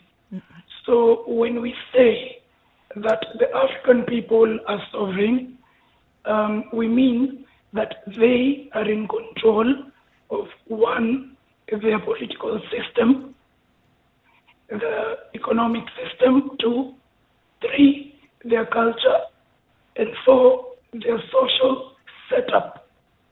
So this means that the African people are able to get into agreements on an equal footing. They are able to add value to the products that they produce, you see, so that as they engage in trading activities in this interconnected world, it is not from a position of weakness, you see. We mean that African countries are in control of their foreign reserves, of their central banks. They make their own monetary policies. They make their own economic policies. They can get into trading blocks and trade agreements and boost trade within Africa and actually control whatever resources are found in Africa. When you look at the situation in our continent today, that is hardly the case. We have many African countries whose foreign reserves, whose central banks are in control, are under the control of France. We have countries like the Congo who are not in control of their natural resources. Yeah, we have countries like Kenya whose curriculum, whose political setup, from the parliament to the judiciary, to the police, to the military, still resembles the colonial legacy. So when we say that Africa must be sovereign, we mean that all these aspects of life, all the sectors of the economy, all the structures of the state are Africanized and represent the African people and the African way of life. In short, we mean we break from our colonial past and actually chart our way forward that is African and that is liberated and that is not in control of our foreign or our former colonial masters. For you, Dr. Wamai, what should we be celebrating? I think a lot of times we can focus on, what the things that have gone wrong. We're talking about African unity, and it's maybe a shell of what it ought to be. What, as we look at this day, should we be celebrating as a continent, as individual nations, and part of this larger being? What are some of the things that we should actually look out to and celebrate? Thank you. I think there's a lot to celebrate still, and thank you for bringing that angle. And I like what Lewis was saying. Yes, till we decolonize ourselves. So as much as that decolonization happened in 1963, maybe we need to move what Ngugi wa Thiong'o talks about in decolonizing the mind, because that's where it starts.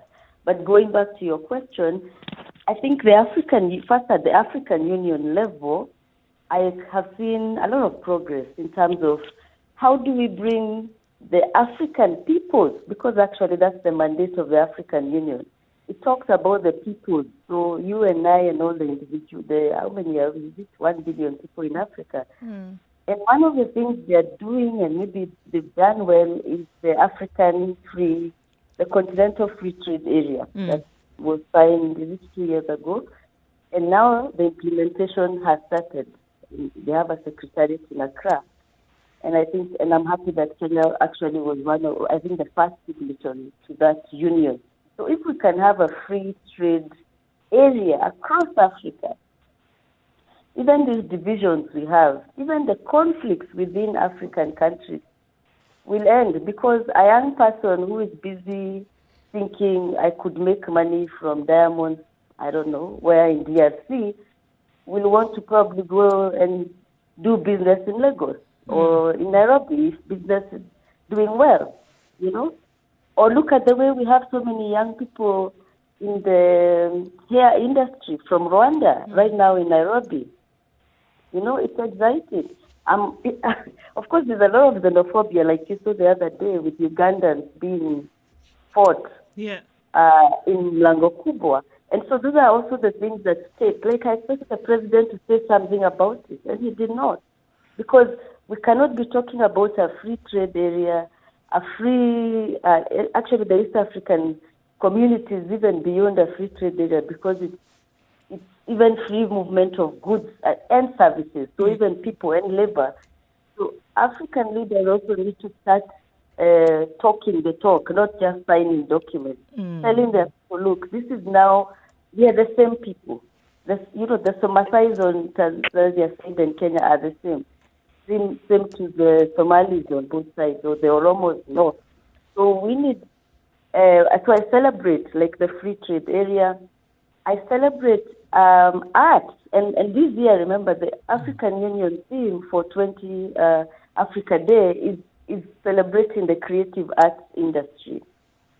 And look at the artists in Africa and how they've united this continent. Think of Burna Boy, think of what's our neighbor next door, Diamond, Sauti Soul. Where are the women? The women artists, Angelique Kidjo. All these artists that when you think about them, you think about, oh my God, this is African unity, even if we go far back from like Miriam Makeba. And so the artists in Africa, I think we need to celebrate them. It's a beautiful thing. Looking how our, like Nollywood is thriving. Nollywood it represents us as much as, our Riverwood is not that big like Nollywood, but everybody in the world now is watching Nollywood on Netflix and all these things. Dr. Ari, if I may interrupt, one of the things that I think is at the center of this discussion is what some people refer to as, but this is C.T. Muga, is a resource curse. Some call it a paradox of plenty, some call it a resource trap, because the one thing Africa has in great abundance is natural resources. Yeah. And the management or the mismanagement of those resources thereof is what raises these discussions and these questions that we keep raising. And it goes back very, very directly to the leadership and also to the population and our lack of holding our leaders accountable and ensuring that good decisions are made that benefit us. The Middle East has resources that we also have plenty on this continent. But because of the leaderships in the Middle East, they turned around whatever they had and made sure that it doesn't just benefit the population in the present, but also in the future. If we come to Africa, you look at Botswana, they have an abundance of natural resources. But they have done the same thing. The leadership has ensured that those resources have ended up benefiting their people. And yet, the rest of Africa has an equal abundance, if some even more. But because of the leadership that they have, they are exactly where they are. So the paradox becomes a reality because you have something in plenty, and yet there's absolutely nothing that the general public of your country can show for this so-called abundance. I mean, I think the first thing we have to. When I woke up this morning, I got onto Mombasa Road, and I was heading towards the studio, and a vision came to me. And this was really the vision of Tajuddin Abdurrahim, the Nigerian Pan-Africanist Secretary General of the Pan-African Movement, who died 12 years ago on this very road, on Mombasa Road, less than 10 meters. I mean, it's probably 100 meters from where we are right now in the studio. And, Tajuddin was very, was extremely gifted politically. He called himself the son of the original Nigerian Mamamboga. He came from Funtua village up in the north. I know and knows this place very well. But he was also Oxford trained. He was a PhD holder. He was a Marxist in his analysis. And the phrase that he left us with was, organize, don't agonize. Right. And like Bayard Rustin, who talked about, who was really the advisor to Martin Luther King. And maybe people don't know this, but, the main strategist for the Montgomery bus boycott or the March on Washington was actually a gay African-American man called Bayard Rustin. And he said there are always three questions that are critical for any living human being. The first question is, what is the main problem? What do we face as the main problem? The second is, what change is needed for this to transform? And the last one is, who has the power to make it happen? And I think this day is one of the days when we must ask this question. You can't be talking about a continent that has 90% of the world's chrome resources, 85% of the world's platinum resources. I could go on. 68% of cobalt, which is in everybody's smartphone right now, uranium, diamonds, and so on. And not ask the question, why is 60% of the African Union budget still being met by external donors? Why do we have up to 21 conflicts on this continent, including a coup in Mali in the last 24 hours? Why is this still a situation that we're dealing with? Why are 20,000 Africans dying or going missing in the Mediterranean Sea last year? Why does $89 billion leave the continent, so-called a continent that is supposed to be the basket of donor aid? Why does 89 billion in net flows leave the continent as illicit financial flows? These are the questions we need to ask ourselves. But more importantly, the question is only a problem question. The question we also need to ask ourselves is, what change needs to happen right now? Yeah. Discuss. And fix it before lunchtime. Jockey, what can we do as a continent that would become a match for the shared values that the AU has talked about, or Agenda 2063, so that we're not having this conversation in 2022.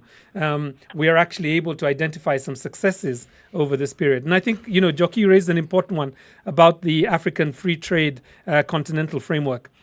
Important. Kenya was one of the first signatories, but recently we have begun to develop a bilateral deal with the Americans. Yeah.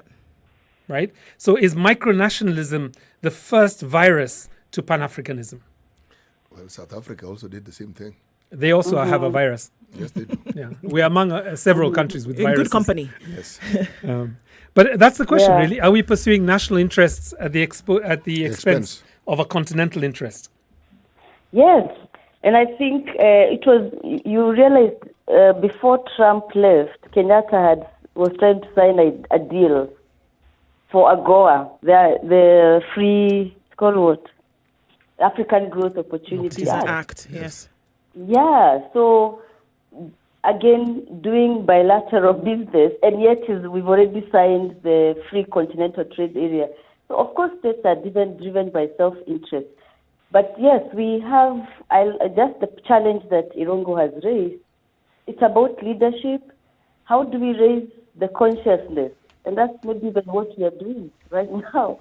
How do we raise the consciousness of the people to stop, doing this, whether it's ethnic centers, they call elections in the name of ethnic centers, every 5 or 4 years, voting for the right people, or do we even have the right people to vote for in the first place?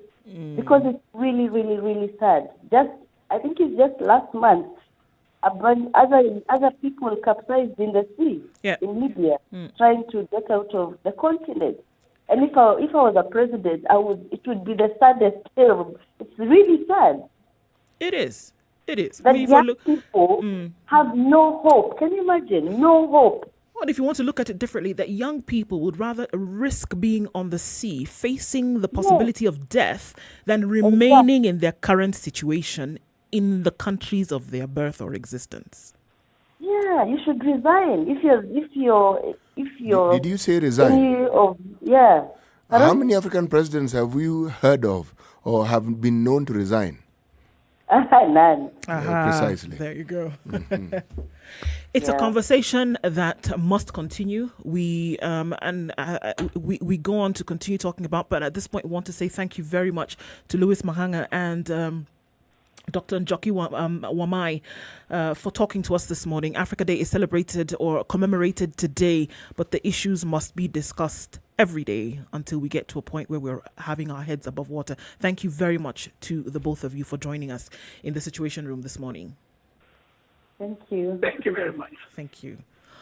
The conversation continues. It is now 9:30. It continues in Kenya's biggest conversation not too long from now. This is the Situation Room, the only way to start your day. Spice up your life. Have you seen them? Am I live? Yes, it's a very nice outfit, I must say. Good Thank job. you. Asante sana. The compliment is well received. Good morning and thank you. Everyone in Wasingishu was asking me what channel is SpiceFM. 96.7. Tell them that, right? Yes, now they know. Thank you. It's a pleasure to be here. Pleasure to have you. you. What a beautiful studio, my friend.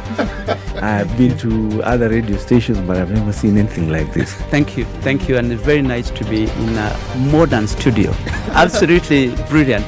And I have to say, it's a very cool ambiance here in your radio room. Just for our listeners, I think it is below zero in this room here. very Swiss temperatures. 24/7 around the world, non-stop. This is Spice FM.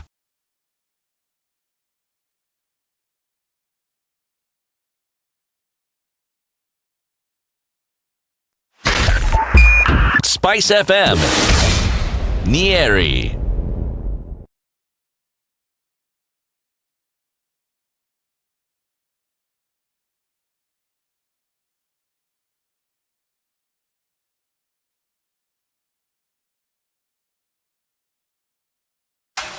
The weather with Spice FM. Okay, still partly cloudy conditions in Nairobi today. The skies are going to be clouded over for most parts of today. 17 degrees. It'll go to highs of 23 today and lows of 13. 16 degrees and cloudy in Nyeri, highs of 22. We'll see lows of 14 in Nakuru today. 18 degrees and cloudy at the moment, going to highs of 26. 24 will be the high in Eldoret, where it's mostly cloudy at 16. 23 degrees and sunny conditions in Kisumu at 20, going to highs of 28 and lows of 20. The low will be 16 in Kakamega, where it's mostly sunny at 23. Light rain in Mombasa, 27. Highs of 31 and lows of 25. We'll see highs of 30 in Malindi. Light rain at 28. Partly sunny conditions at 24 in Kampala. Highs of 26 and lows of 18. Mostly sunny conditions at 26 in Dar es Salaam. Highs of 30 and lows of 23. 11 degrees and sunny in Johannesburg. Highs of 20 and lows of 7. It's mostly sunny in Lagos at 26. Highs of 32 and lows of 27. Light rain in Kinshasa at 25. Highs of 34 and lows of 25. Beijing is sunny at 27. Highs of 28 and lows of 15. And it's cloudy in Paris at 9. Highs of 17 and lows of 10. Sunny conditions in London at 9. Highs of 16 and lows of 7. And New York is coming into Tuesday morning at 15 degrees, highs of 22 and lows of 18 with cloudy conditions through the day.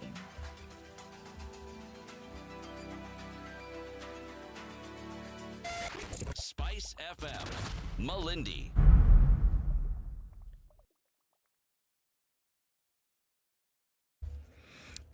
Okay, still a long thing, especially on parts of Langata Road.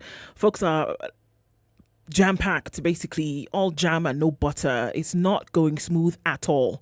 We also see serious traffic coming off of Jogo Road. For some reason, that has not moved very well today. Langata South Road, we've got some leaning power lines, guys. So even as you're trying to get out of that crazy traffic, the power lines might actually subdue your movement. So please be very careful. It's been at least those KPLC have been alerted as of that this morning. So please be careful as you approach those areas. The Southern Bypass is what is going to offer you some good reprieve. But then unfortunately, you're going to get stuck at Langata Road. So do you or do you not? That is the question. At this point, maybe you want to stick to Mombasa Road and then get onto Huru Highway thereafter. It's going to be slow like a tortoise, but better than getting stuck. No? Okay. Spice FM KE, that's how you can get in touch on Twitter. Let us know through the day where you might be stuck. Hopefully it opens up and moves for you so that it's not too much of a crazy morning. 40127, that's the number you can text just in case you get stuck somewhere, and we'll be able to offer you information that others offer to us as well. Good.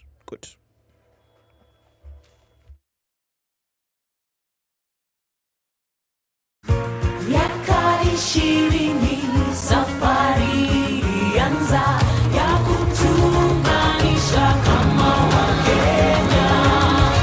Twende tukiuke, let's go beyond, let's go beyond, let's go beyond. Mimi na wewe tukibuni kazi nzuri ya kujivunia. Let's go beyond, let's go beyond. Kwa juhudi na matumaini, twaelekea kesho pamoja. Twende tukiuke,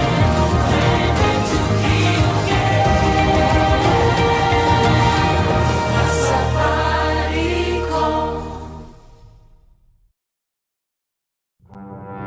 There are so many people peddling what is false, and that it bears remarkable resemblance to what is true. Politicians have their agenda, and their agenda is to use every opportunity to sell that agenda and to loot this nation. I have seen major strides that are done in this country when we talk to each other as against talking at each other. We start getting back into the tribal cocoons which were put to us by the colonial powers. You know, they gave us physical freedom but not mental freedom. We're still mentally colonized today into these cocoons of tribe. Now, if you live in an area where it's difficult to find a dog, He's a goat.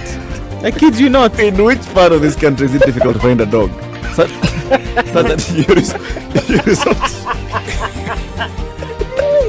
Nafande hii umbo yako iko na hii ni umba special. This is the Situation Room, the only way to start your day.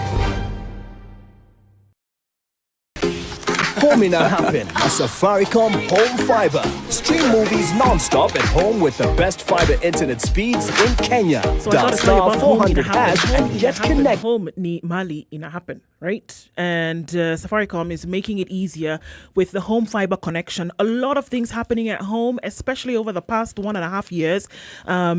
There's never been a bigger case for the need to have reliable internet at home. You're going to have online classes at home.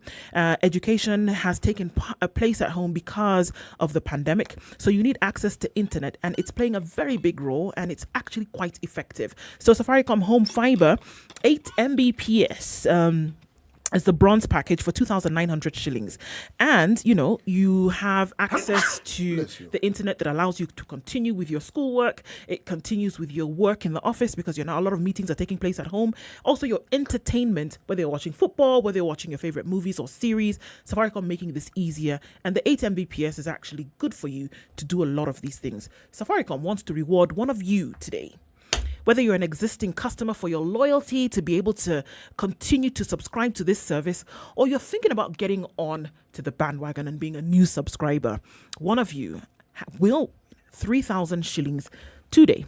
Send us a screenshot of your existing subscription and your intent to subscribe for an additional month, or if you're thinking about starting it off and your reasons as to why you would need this home subscription to Safaricom Home Fiber. It's very easy to do. Star 400 hash. You tell us what province you're in. You select your area in terms of the estate where you are, and somebody will come to you quick, fast, and in a hurry. So we're going to reward one person this morning. Tell us your intent or your reasons for wanting to continue with this subscription, and your loyalty could just be recorded. That's star 400 hash, Safaricom Home Fiber. It's the way to go. Koome na happen na Safaricom Home Fiber. Stream movies non-stop at home with the best fiber internet speeds in Kenya. Dial star 400 hash and get connected today. Mature, intelligent talk every morning. Spice up yourself.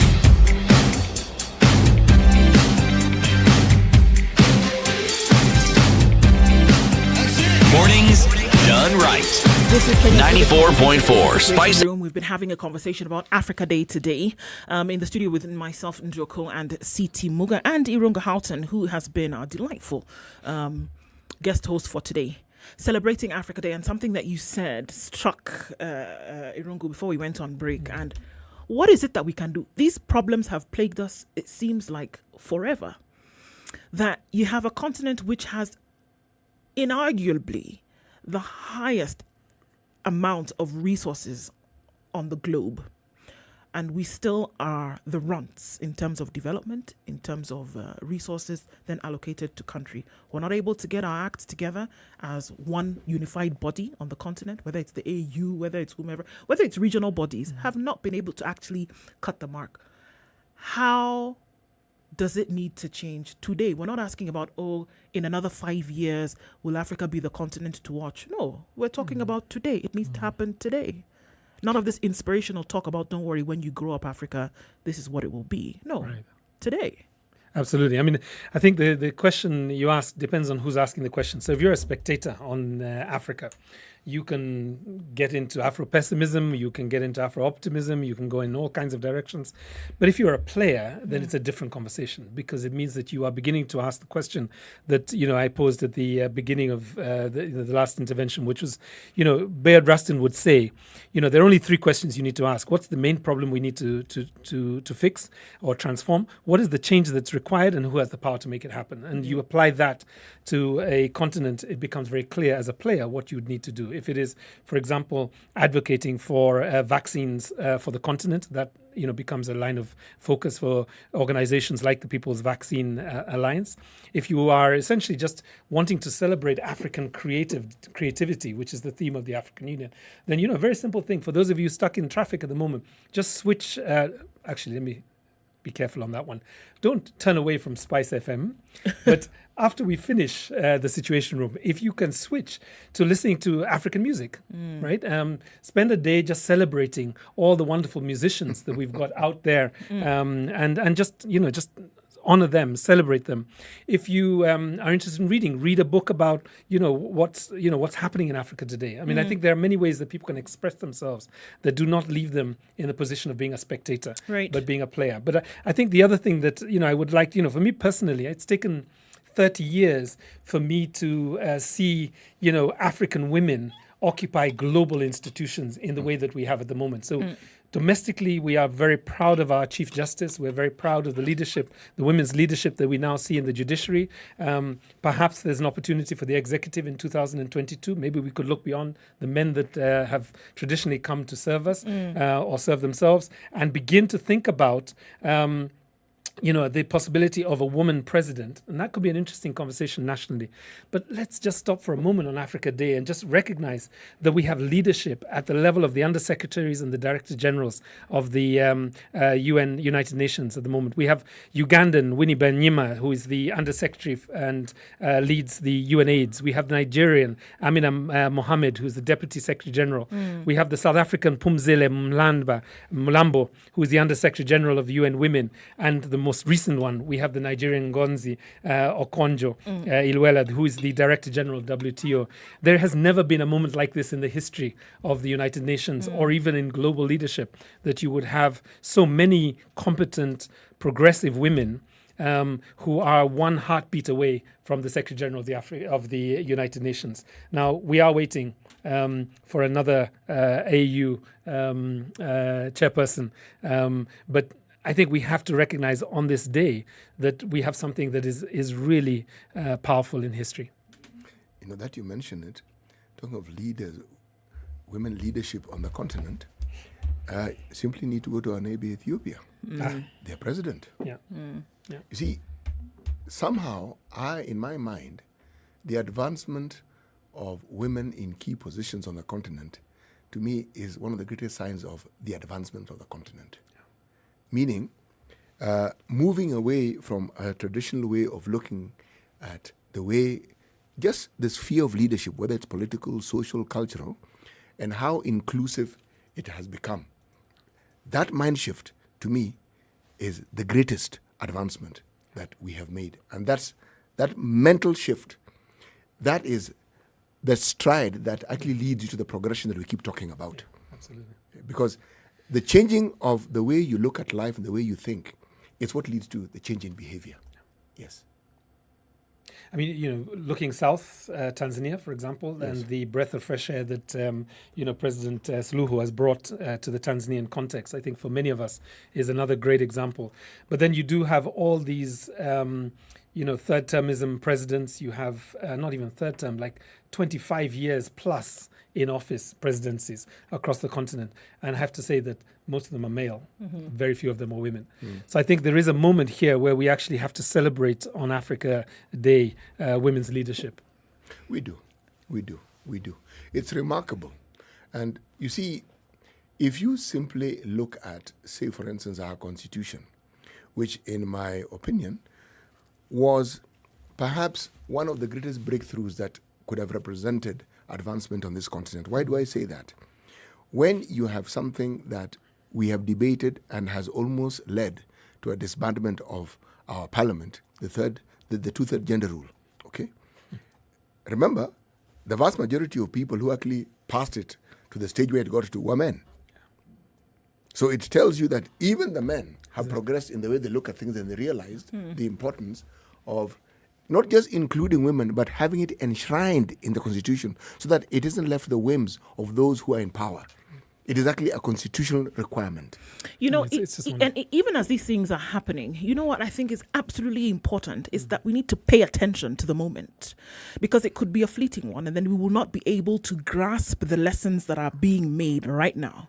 That you can grab those lessons and then move. Because what we ask is that how are we going to change? Well, it's from seeing what's happening when we have moments like these and then use them and then replicate them as we go forward. That's what we need to do, because they will be fleeting moments and we will never be able to get them back. We will never then be able to progress beyond that. So at the time where you had these progressive leaders in place, where you have a shift in the mental attitude, where you have a shift in the approach that is being used towards governance, if you're not gleaning from the messages that are coming off of that leadership, that are coming off of that governance, to say that we can actually then apply this and move forward, it's lost. And I think that's what happens when you have fantastic leadership in place.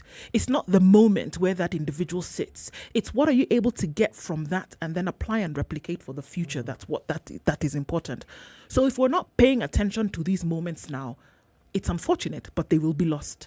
I mean, let me give you another moment that I actually fear is going to be missed, and that's the moment that is boiling over in the Middle East with regards to East Jerusalem and also Gaza.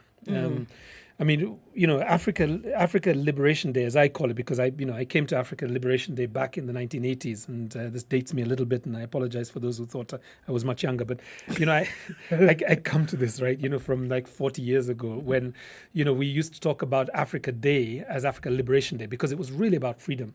And the question that I think, you know, every African needs to be asking themselves today really is Africa condemning the violence in Gaza and Israel enough? We've had, you know, 4,000 people displaced. We've had 212 people dead. 61 of them are children. The situation in places like East Jerusalem or Sheikh Jarrah, as a result of Israeli authorities basically forcibly evicting, Palestinians from their homes, is just really incomparable to anything except for maybe kind of like the 1980s, apartheid South Africa.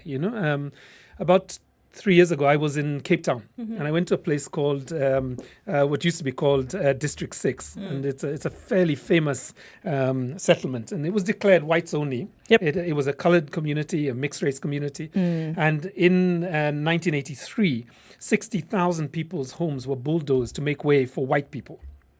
And it took really about 20 years for Mandela and the post-independent government to essentially hand back the keys to that community.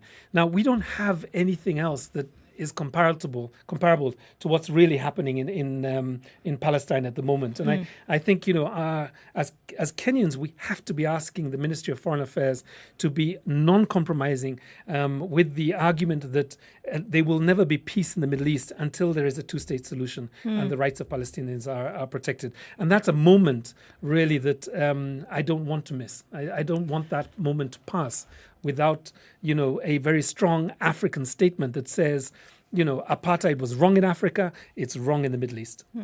To be involved in the conversation is what I hear you saying, because we've often taken a back seat.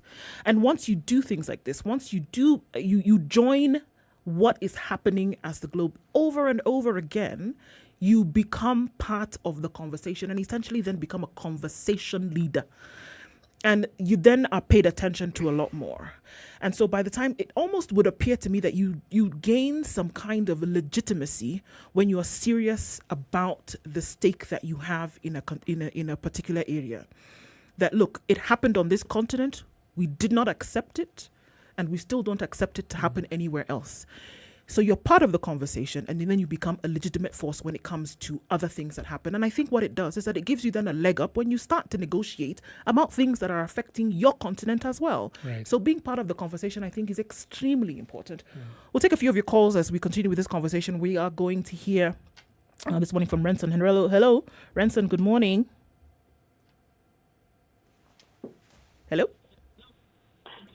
Good morning. Good morning, Ranson. I trust you're well. Yes, we are well. How are you? I like the conversation that's happening. Yes. And the question I have been asking myself, did we embrace globalization too early? Secondly, is it possible for Africa to go through its own renaissance?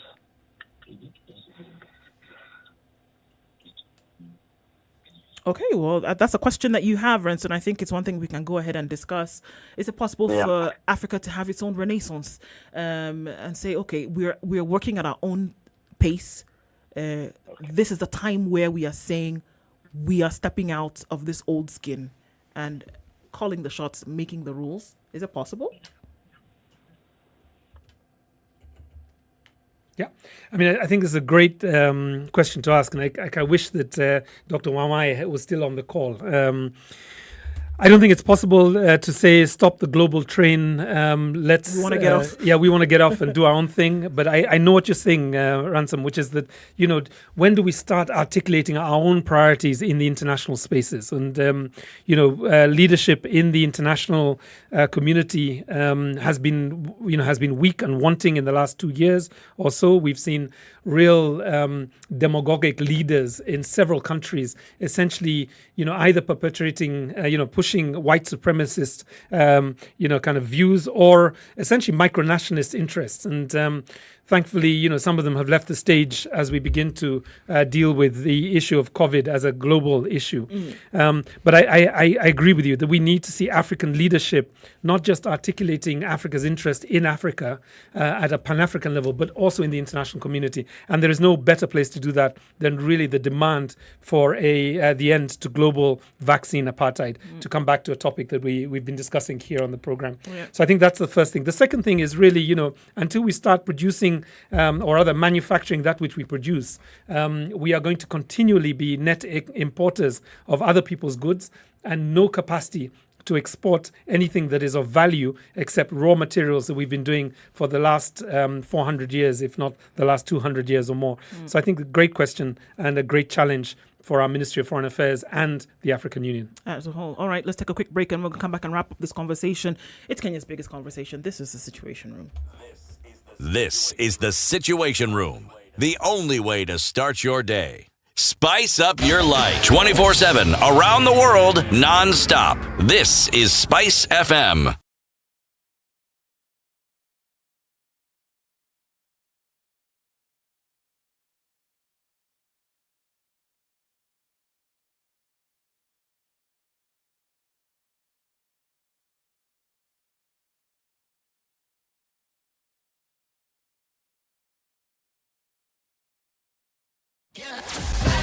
Sugar and spice and everything nice, just the way you like it. The Spice Drive. Did you have a great day? I hope you did. I intend to make it better from 3 p.m. to 7 p.m. I'm going to be taking you home nice and chill. Everyone is welcome aboard. The hashtag is Spice. Mature, intelligent talk every morning. Done right. 94.4 Spice FM, Nairobi. And we've been having a conversation about Africa Day. And as we know, we come to the end of the show today. Still looking at some issues that are important for us to remember and talk about even on this day, when we're saying certain things need to be part of the conversation, and we're talking about the progression of the continent and where we need to be going. Irongo, to you? Yeah, I mean, I think some people may, have forgotten today also is the first anniversary of the killing of George Floyd. So it just so happens, and it's somehow a point for us to reflect on, that Africa Day is the day that one of the most egregious, violent acts against a African American happened, and he was murdered by that chauvinist Derek Chauvin. I'm not sure what happened when the parents were naming him. It's almost like kind of an epiphany in the reverse. But 1 year ago, George Floyd was really suffocated to death. It was in many ways an execution.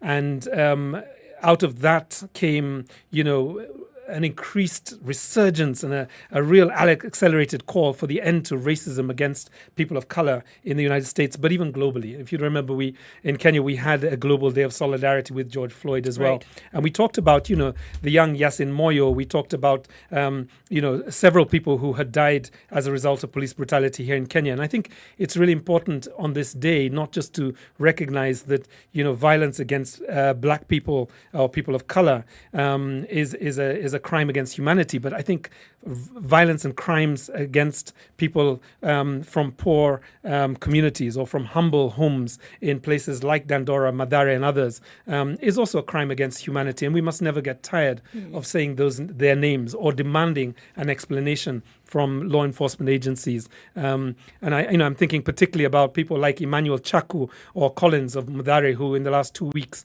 have been found dead in police custody in Madaraka, or Nicholas Madaya or Asman Kamau, who were fished out of the Thika River in Gatanga, or the Kakamega 5, who were shot by the flying squad even after they had surrendered. So I think, the issues of professional policing and human rights-based policing is very much a Kenyan story as well. And it's one of the reasons why, in a few days' time on Madaraka Day, I am releasing I'm publishing a book that is really 30 years of a celebration of active citizens, people like Boniface Mwangi, Paula Kahumbu, Oluma Oluga, Rachel Mwekali, and a number of others who have really stood up to try and create a country that is a match for the Constitution, but also a country in which all are kept safe and dignified. And really, this is the spirit, I think, that we can enter, Africa Day this year, which is that all people of color have to be safe and dignified, or Africa Day is meaningless. Or it is meaningless. I think it's a great place to end on this morning as we wrap up the conversation. But then I think even something to lay it home even further, CT, as we end with this day's proverb. Yes, the savannah is bad and the sun is high. Simply put, laws are made to be respected and obeyed. And those who choose not to have to contend with the consequences, because they will be and they always are consequences. Brilliant. There will be and there always are consequences. So we've wrapped up a lot of conversations today, starting off with what we say, vaccine apartheid. It must be fair for everybody to have have access to what will essentially protect us all from getting sick. Everybody should be able to, so that we can protect our livelihoods, should have access to, whether we're looking at individuals or whether we're looking at nations. Missing children, a big deal. We should be able to protect the most vulnerable in our society and should be able to send out warning bells or alarms whenever we see something going amiss. Who do we talk to? Never forget that essential number is 116, just in case you see any child that might be in a position of danger. They can get help. And finally, it is Africa Day. Many strides to be made. There are many things you can do to protect the authenticity and integrity of this continent with your mouth and with your actions. I think it's been great. Thank you for keeping it with us today. Irungu, thank you for joining us in the Situation Room today. It's a pleasure. It always is. And we hope to see you again very soon. But not so soon, because I think Eric Latif is We'll probably, this chair probably fits him slightly better, but we look forward to it. I was really just the substitute for the morning, so I'm going to remove my t-shirt. It says number 12, and as a substitute for Eric Latif. It's been a pleasure. Thank you so much.